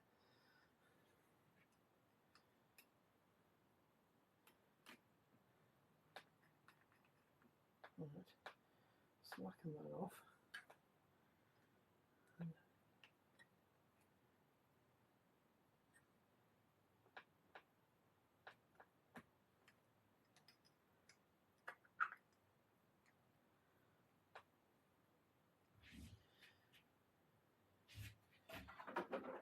We have the small wrench, because I think we established it was a small one. Let's tweak that up.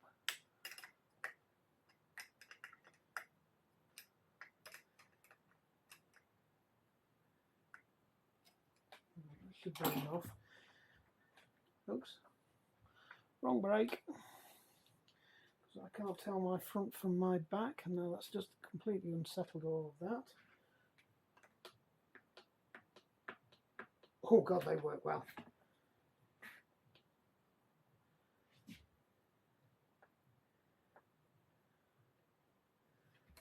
So I just need to adjust these now so they are where they should be on the rims. That looks about right. 10mm spanner, which I can't see for the life of me and isn't in my pocket. There we go, it's there.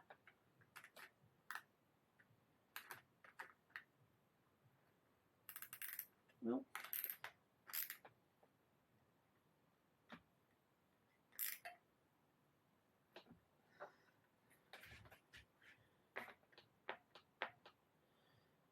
we do need to adjust that slightly.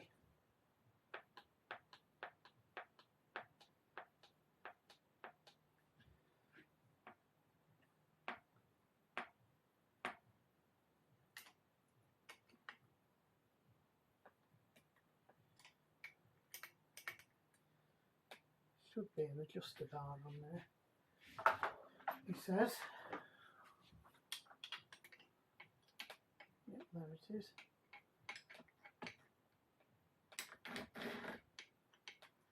I can get the spangler into it.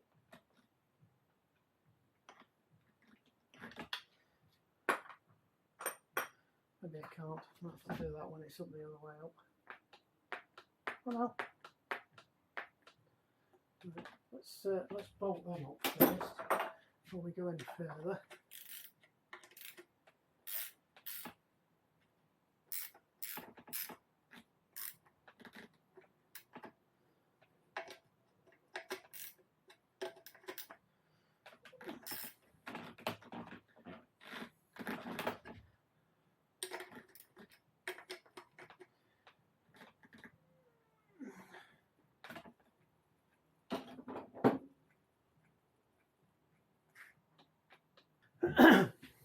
Can't remember where we got to. I think we ran out of storage, and so I've just had to do a quick card shuffle. And now, of course, I've run off without my spangler.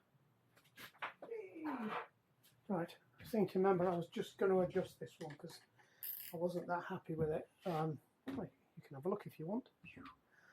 Yeah, it's not quite where it should be on the rim, so I'm going to just slacken that off and put it where it should be.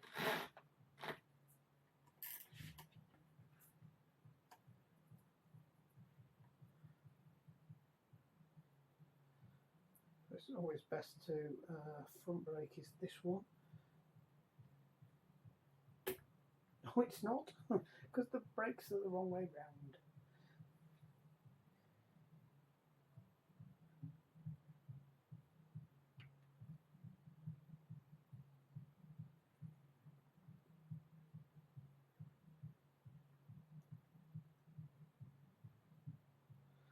And that'll do it.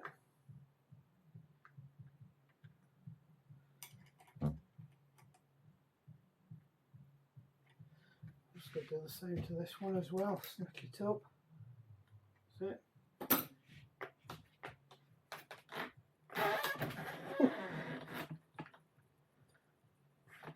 Oh, they work well. Right, so back brake now.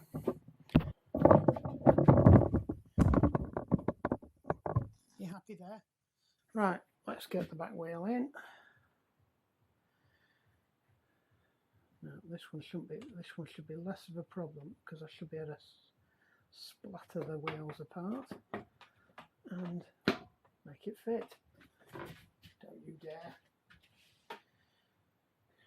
Where's all the bits gone? Got them.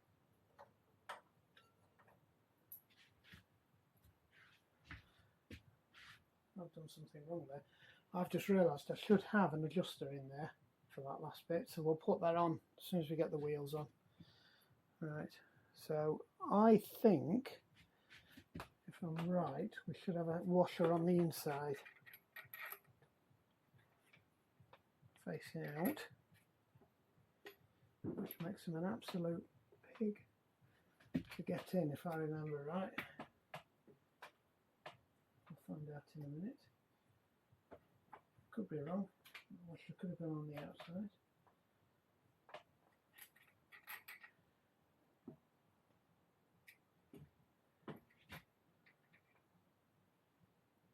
No, I think I was right first time. The washer was on the outside. So that goes against there, and that bit bites onto the back of them, which makes sense because it's got nailings on both sides. So good catch. Oh, somebody's shooting somebody. Oh, I suppose that's one less person to worry about. It's not his fireworks, which means the dogs are going to be really happy. I don't know why we're having fireworks.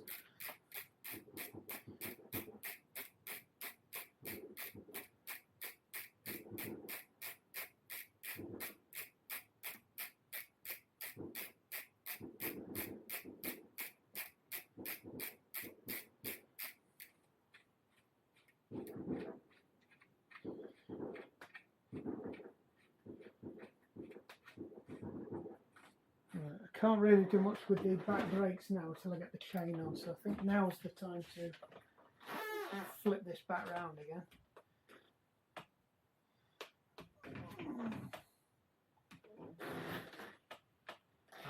And pick it back up.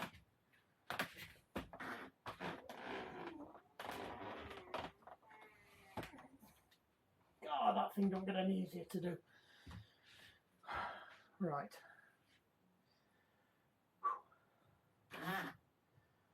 Let's see if we can shut back that way. Let's see if we can just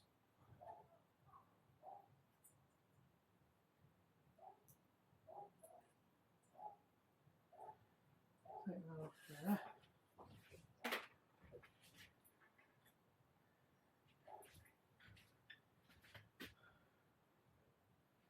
What's up, George? What do you think it's got? Fireworks? You need to go to bed. Yeah, quite possibly.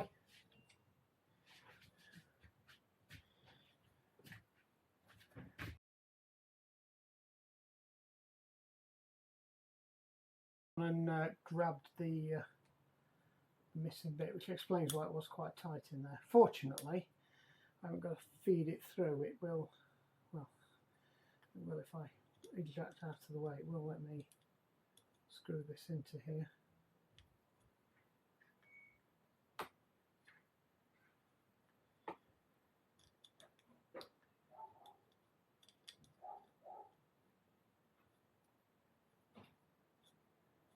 Even if it is being awkward. So again, we'll wang this backish. Put a bit of grease on it as well, because that was quite tight in the frame. That, so we'll just we'll give myself plenty of adjustment on that before we shove that back in. Pull that back down.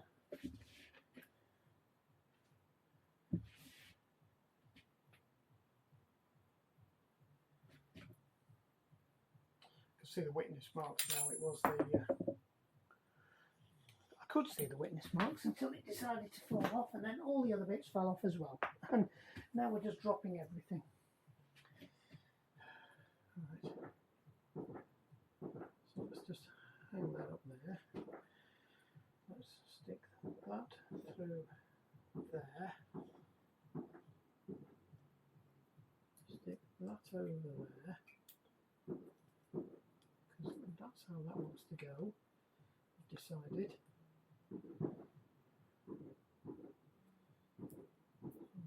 Stick them on.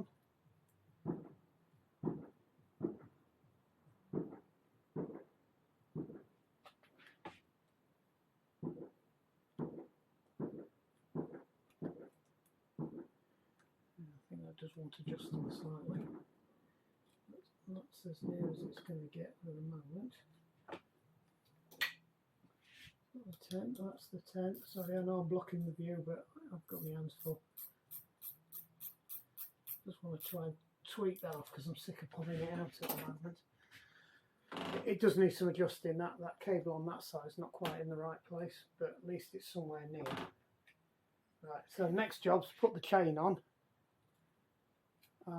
And then I don't think we're a million miles away. The back brake should work a little bit now.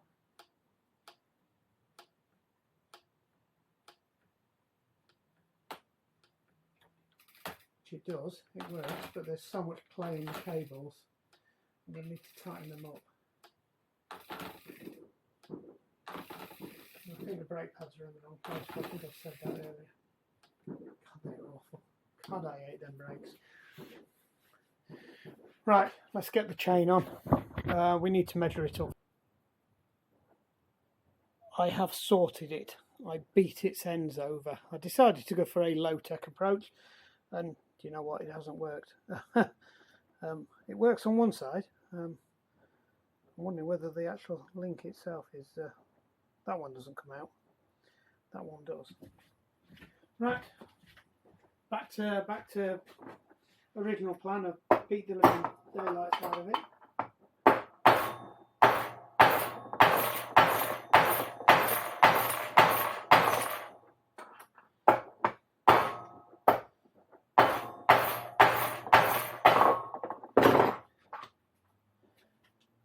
Yep, that does now no longer come out.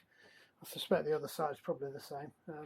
Right, where was we? So, can you roll down here, please? Thank you. We have got to get these. So this is a more heavier duty chain than the original one, so I do hope it fits. It should. I think it's just the link thickness. So we need to take out that one there and just hope to God that we've got it right. There's no reason why it shouldn't be. Just wang that up. Same as before, we're just going to break the link out. And these come with a split link somewhere in the bag. Most of them they do anyway. There's two bits of it there, but I can't see the other bit, which is a bit worrying. There should be another bit that goes over the top of that. And that does look slightly splayed as well. No, I think that's how it goes. They are slightly small. It's a snap-on link.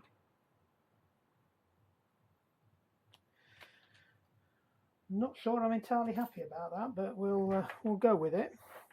I think the idea is if you look, it's slightly sprung, so you bend the chain together and it bites on the outside of it. We're back, right. So if you look, the pins are slightly splayed out. And the idea is you just pop that over the top, bend the chain together, it hooks over and it shouldn't come off in theory. Not sure that's the greatest ever system, but we'll go with it. Just for point of planning. And if it doesn't work, I will cry. No, it's... if it doesn't work, I'll, like most things, it was my decision to choose them. I bought the parts, so if it doesn't work, I will swap the chain out. Because part of this is all a learning curve as well. I would have, never would have used KMC chains in the past, but I've been using them quite a lot, and you know what? Actually, they're pretty good chains, so you can keep your expensive chains. Some of the BMX chains I saw were absolutely ridiculous in prices. But this was a heavy duty chain at a reasonable price. I don't believe there's can't see any, like with most things, just check there's no direction of travel on the arrows, or you've got to keep them the right way up, which you haven't on this one, so you don't normally on this type of bike. Well, that's the start, it fits the cog anyway.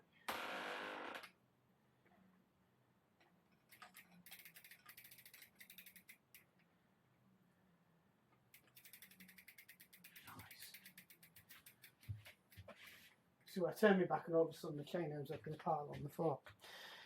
You paying attention? So I think the picture says you put it together like that. Right, and then you put that over the top. You hold it with your thumbs and you bend that in. And as simple as that. Look at that. How easy was that? Well, I never. This is unusual for BMX. Normally you have frame pullers on the back, like that old school one down there. But I have noticed on these new ones, you just don't seem to have them. So, unusual, yes. I don't know what size that was now.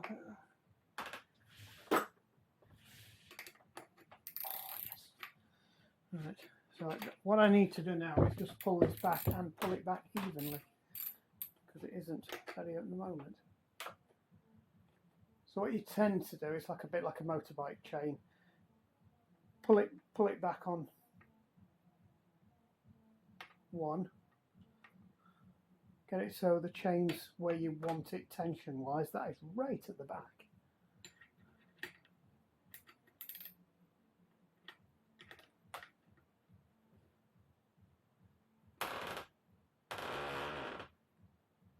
So try and line it up so it's in line with the seat post as you're tightening. And the wheel is going to want to twist, and the axle is going to want to twist, and all the shit's going to get real. And sometimes it'll twist the wrong way, and it'll over tighten the chain, like it has done now. So it's twisted that way. Right, so that's okay.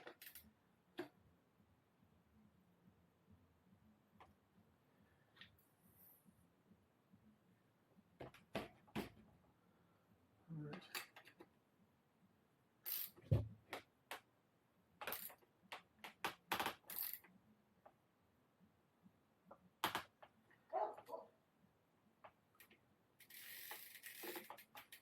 That chain's too tight, so we've now got to slacken it off, because that's the way life is.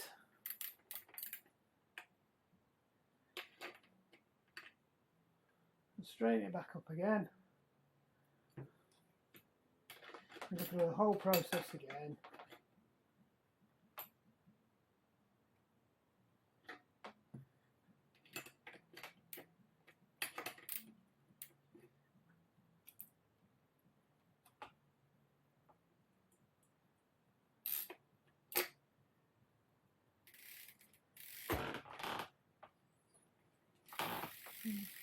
That's okay. It's just whether or not now I can get it to nip up without moving the other side across.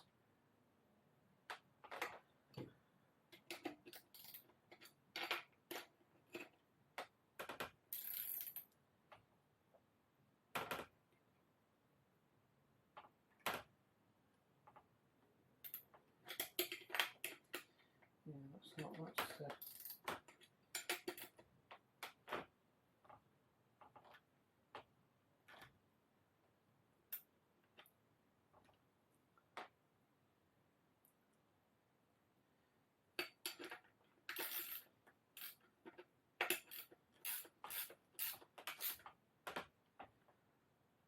Not bad actually now. So it's a lot easier when you've got chain tensioners. Right, that's pretty much in the middle. Check the chains easily. And we're back to smacking that again.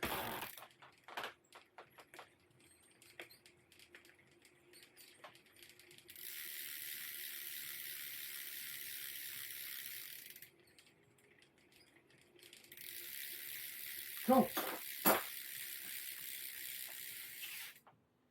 Right, so what we're going to do now is line the brakes up. And the brake shoes, because the brake shoes are massively out. I don't know if I've said that several times. So let's get the brake shoes somewhere near. Right, let's make life a little bit easier for ourselves.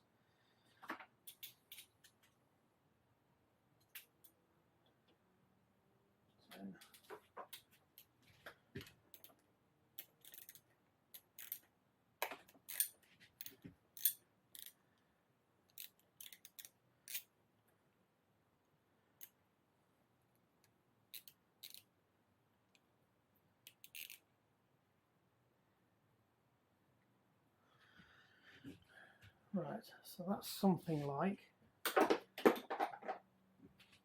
Let's go around the other side and do the same over. Actually, that one's not too bad. It was just that one that was miles out. Oh, it's even worse out now. I think the problem is it's that. That's better. It's the angle. It's that was all wrong. It was. I can't get my hands in here to pull the brakes on.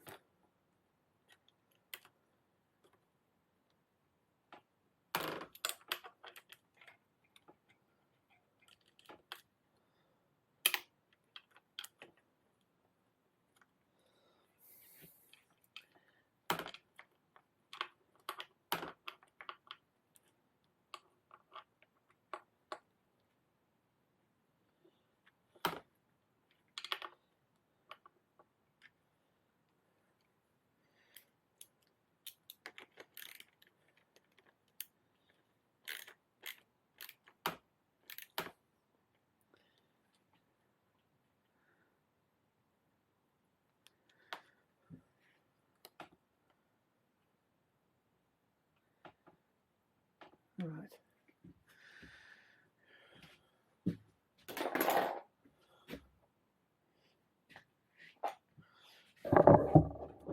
Just moving back a bit. I've just got to try and take a bit more tension into this because this is nowhere near where it needs to be.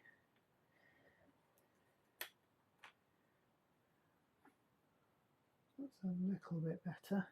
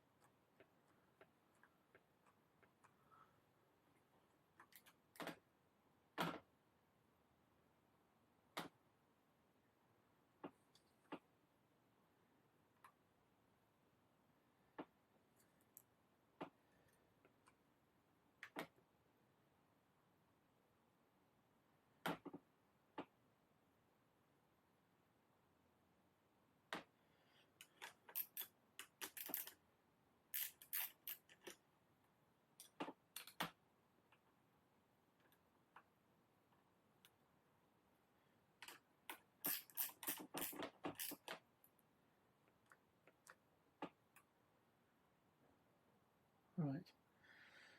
So now what we need to do is just take the tension out of this and hopefully we can get somewhere like.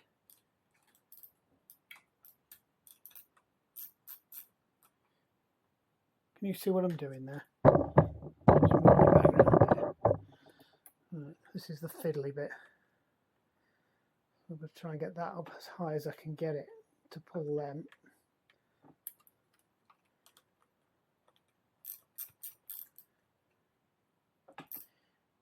But at the same time, I'd rather it was closer to there, but there's that much play on these. So, this front brake. So they're still not even barely there.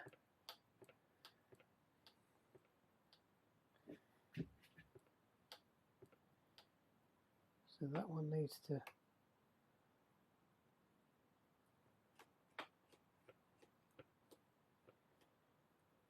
That one needs a little bit more putting in it.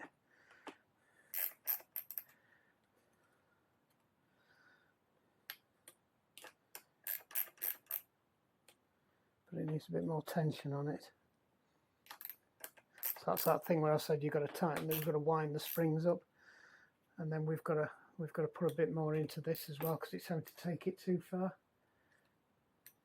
So I'll just slacken that off and wind that in a bit more and give myself a bit more.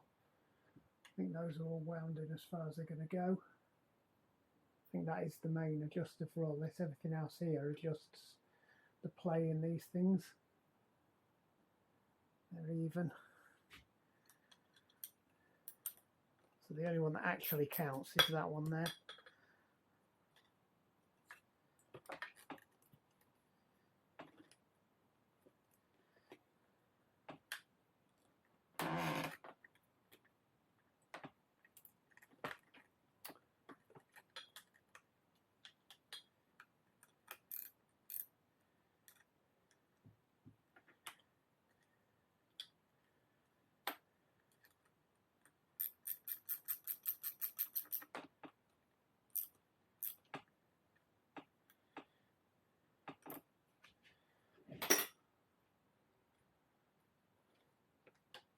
Oh, now we're getting somewhere. That actually looks reasonable.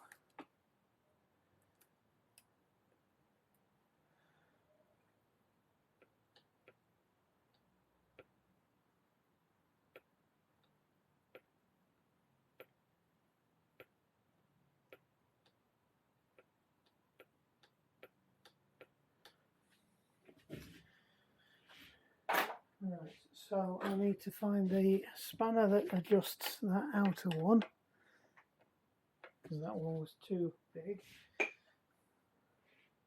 Did we agree a 14 was the right one?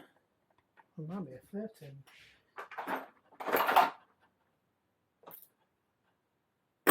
Try 13. Yep.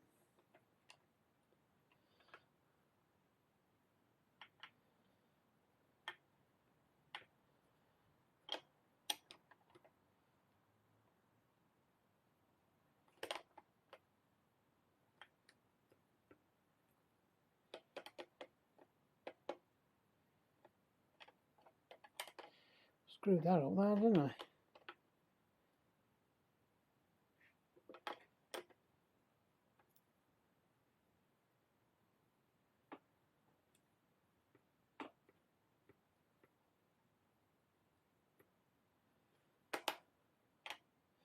So it wants to go the other way. Come on. Play ball, little soldier. Right. Where is my...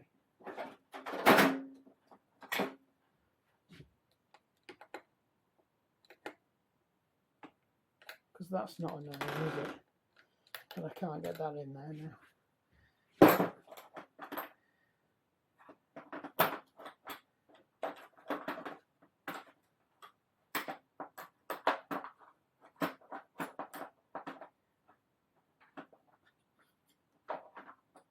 Any other time I'd have a 5mm in there.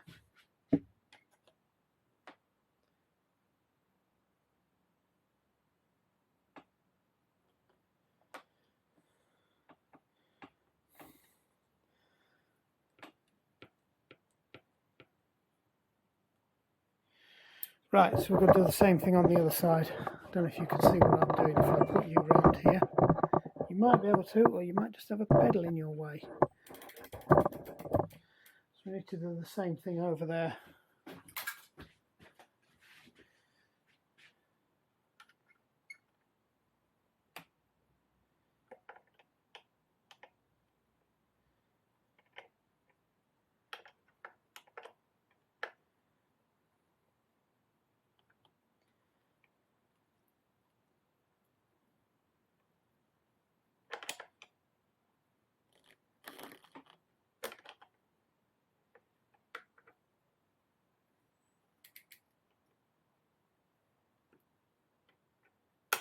No, other way.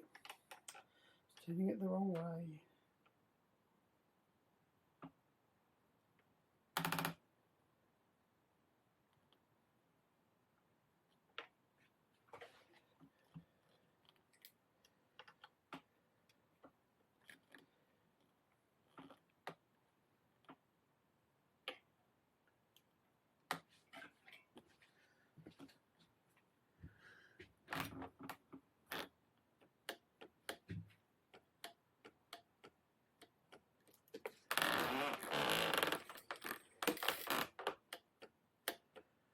I am quite pleased with that. What do you think? I need to go snippety snip on the old bit there, but other than that, what I think we might do is just put a tie wrap around there just to keep it secure out of the way. What do you think? That's it. Where's my box of needles? I'm sure I have one in here in a little packet. What else can we use? Nope, can't find it. Right, so let's. I think the gear cable won't fit anyway. Doesn't really matter. Just crimp it.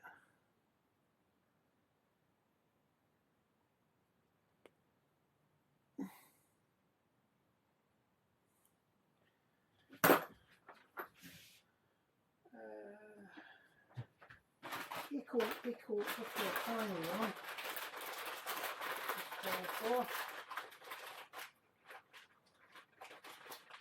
Come on, equal tiny one.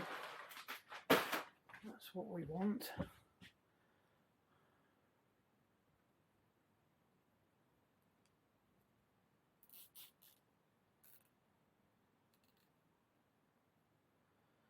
That's it, just so it doesn't get in the way. Snippety. To work out what we're going to do with that one as well. I think as long as it's shorter than that, it's fine. Might go for a little bit longer and just bend it over.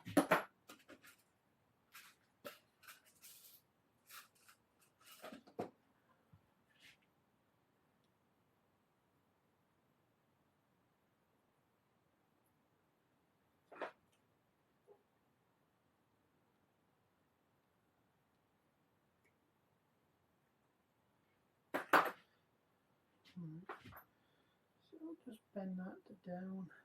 That should do it.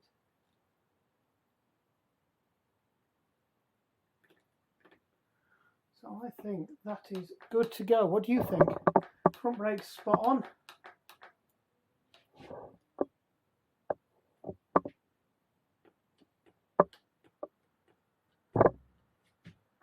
Back brakes, not brilliant, but I ain't going to moan with it. So I can straighten these out a bit.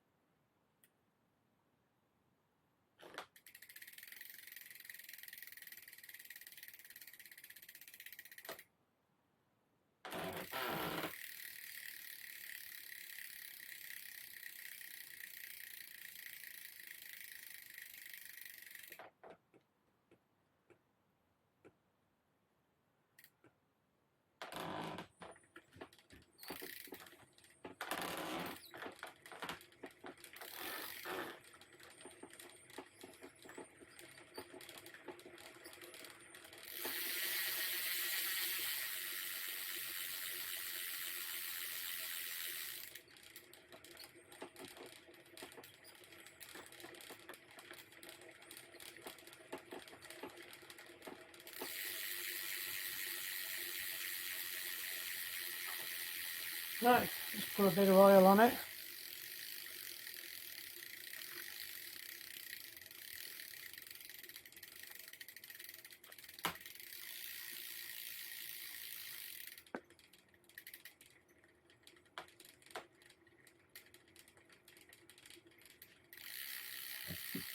I think that's not a bad shout, right? Quite pleased with that. Might need to chain tie it and tighten it up a bit. You know what? That's not in bad nick at all. It's all back together. Quite pleased with that.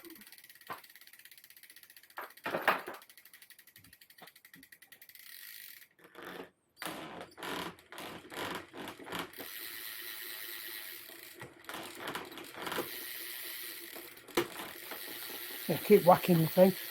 Let's give them brakes good old test now. I can't get more than that. Actually, they're pretty good then. God. Well, I think that's about the first time I've ever managed to get a spinner to work properly. Look at that.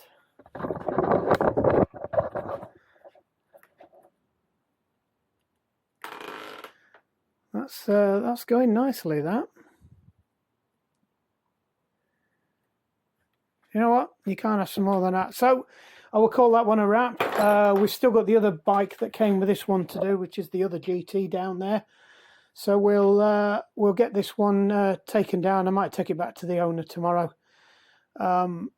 Pleased with that. That's turned out way better than I thought it was going to, considering the damage on that back wheel. And I think that's running pretty true. It has still got an egg in it, and if I run my finger there, I can just about feel it. But do you know what? It's all right. I would class that one as a win. Right, so anyway, like and subscribe. I am trying to grow the channel. If you like what I'm doing, say you like it. If you don't want what I'm doing, click the like button anyway, and then just write some comments on why you don't like it. If you want me to change the content, I'll change the content. It is very bike centered at the moment. It wasn't supposed to be. It's just that I seem to get a lot of bikes in because I can fix stuff that a lot of bike shops won't touch. So they would have just said that was a non-economical repair, to be honest.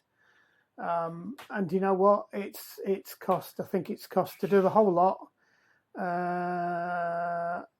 I think for the parts for the two bikes is actually 40 quid. So I'm guessing that the parts for this bike are probably about 20 quid, to be honest. They both had new chains. This one's had inner tubes. I think that one's had grips. In the end, rim tape for this one as well. So this one's probably had slightly more. So it might be about 25 quid, this one. I don't know. I've got to toss it all up. But I know it's about 40 quid for the two bikes or something. I might have missed something out there, but I've got it written down anyway. But, and labour. You've seen it's probably taken me, I've had 2 nights at it now. So that's probably I've got 5 hours in this. Probably could have done it in 3.5 if I didn't keep stopping to video or setting stuff up or stopping so that I could do stuff to show it. I would have just cracked on. And do you know what? If I wasn't on camera, I might have cut a few corners as well, but I'm on camera, so I'm not cutting corners. More than what's entertaining for you, shall we say. But no, pleased with that. I'm pleased we managed to rag some stuff out the spare parts bin. So that's out the spare parts bin. The cables out, the front brake cables out the spare parts bin. We got one of these out of the spare parts bin as well. What else came from the spare parts bin? I think that was it. I've realigned these because they weren't right. So I'm pleased we've got that right now. So there's about a finger's gap there. And if I take it round to the other side, it's about a finger's gap there. So I'm quite pleased with that. Does seem to have a high spot on the chain, I've noticed. Don't know why. Who knows? Anyway, the bottom bracket's good. Pleased with that. It'll bed in. They always do. This'll sort out. It'll need it. But there's plenty of adjustment left in there. Everything's right the way down, so we can adjust everything back out as the cables settle down again. Could I change that hoop? Probably could, but to be honest, I'd have changed it, and then it would have had to go through a load more settling down anyway. I've not nipped the other side off on that. That would have been a leg scratcher. That's better now. So I think we are good to go with that one. That's it. Another one done out of the lockdown workshop. Bye. Catch you later.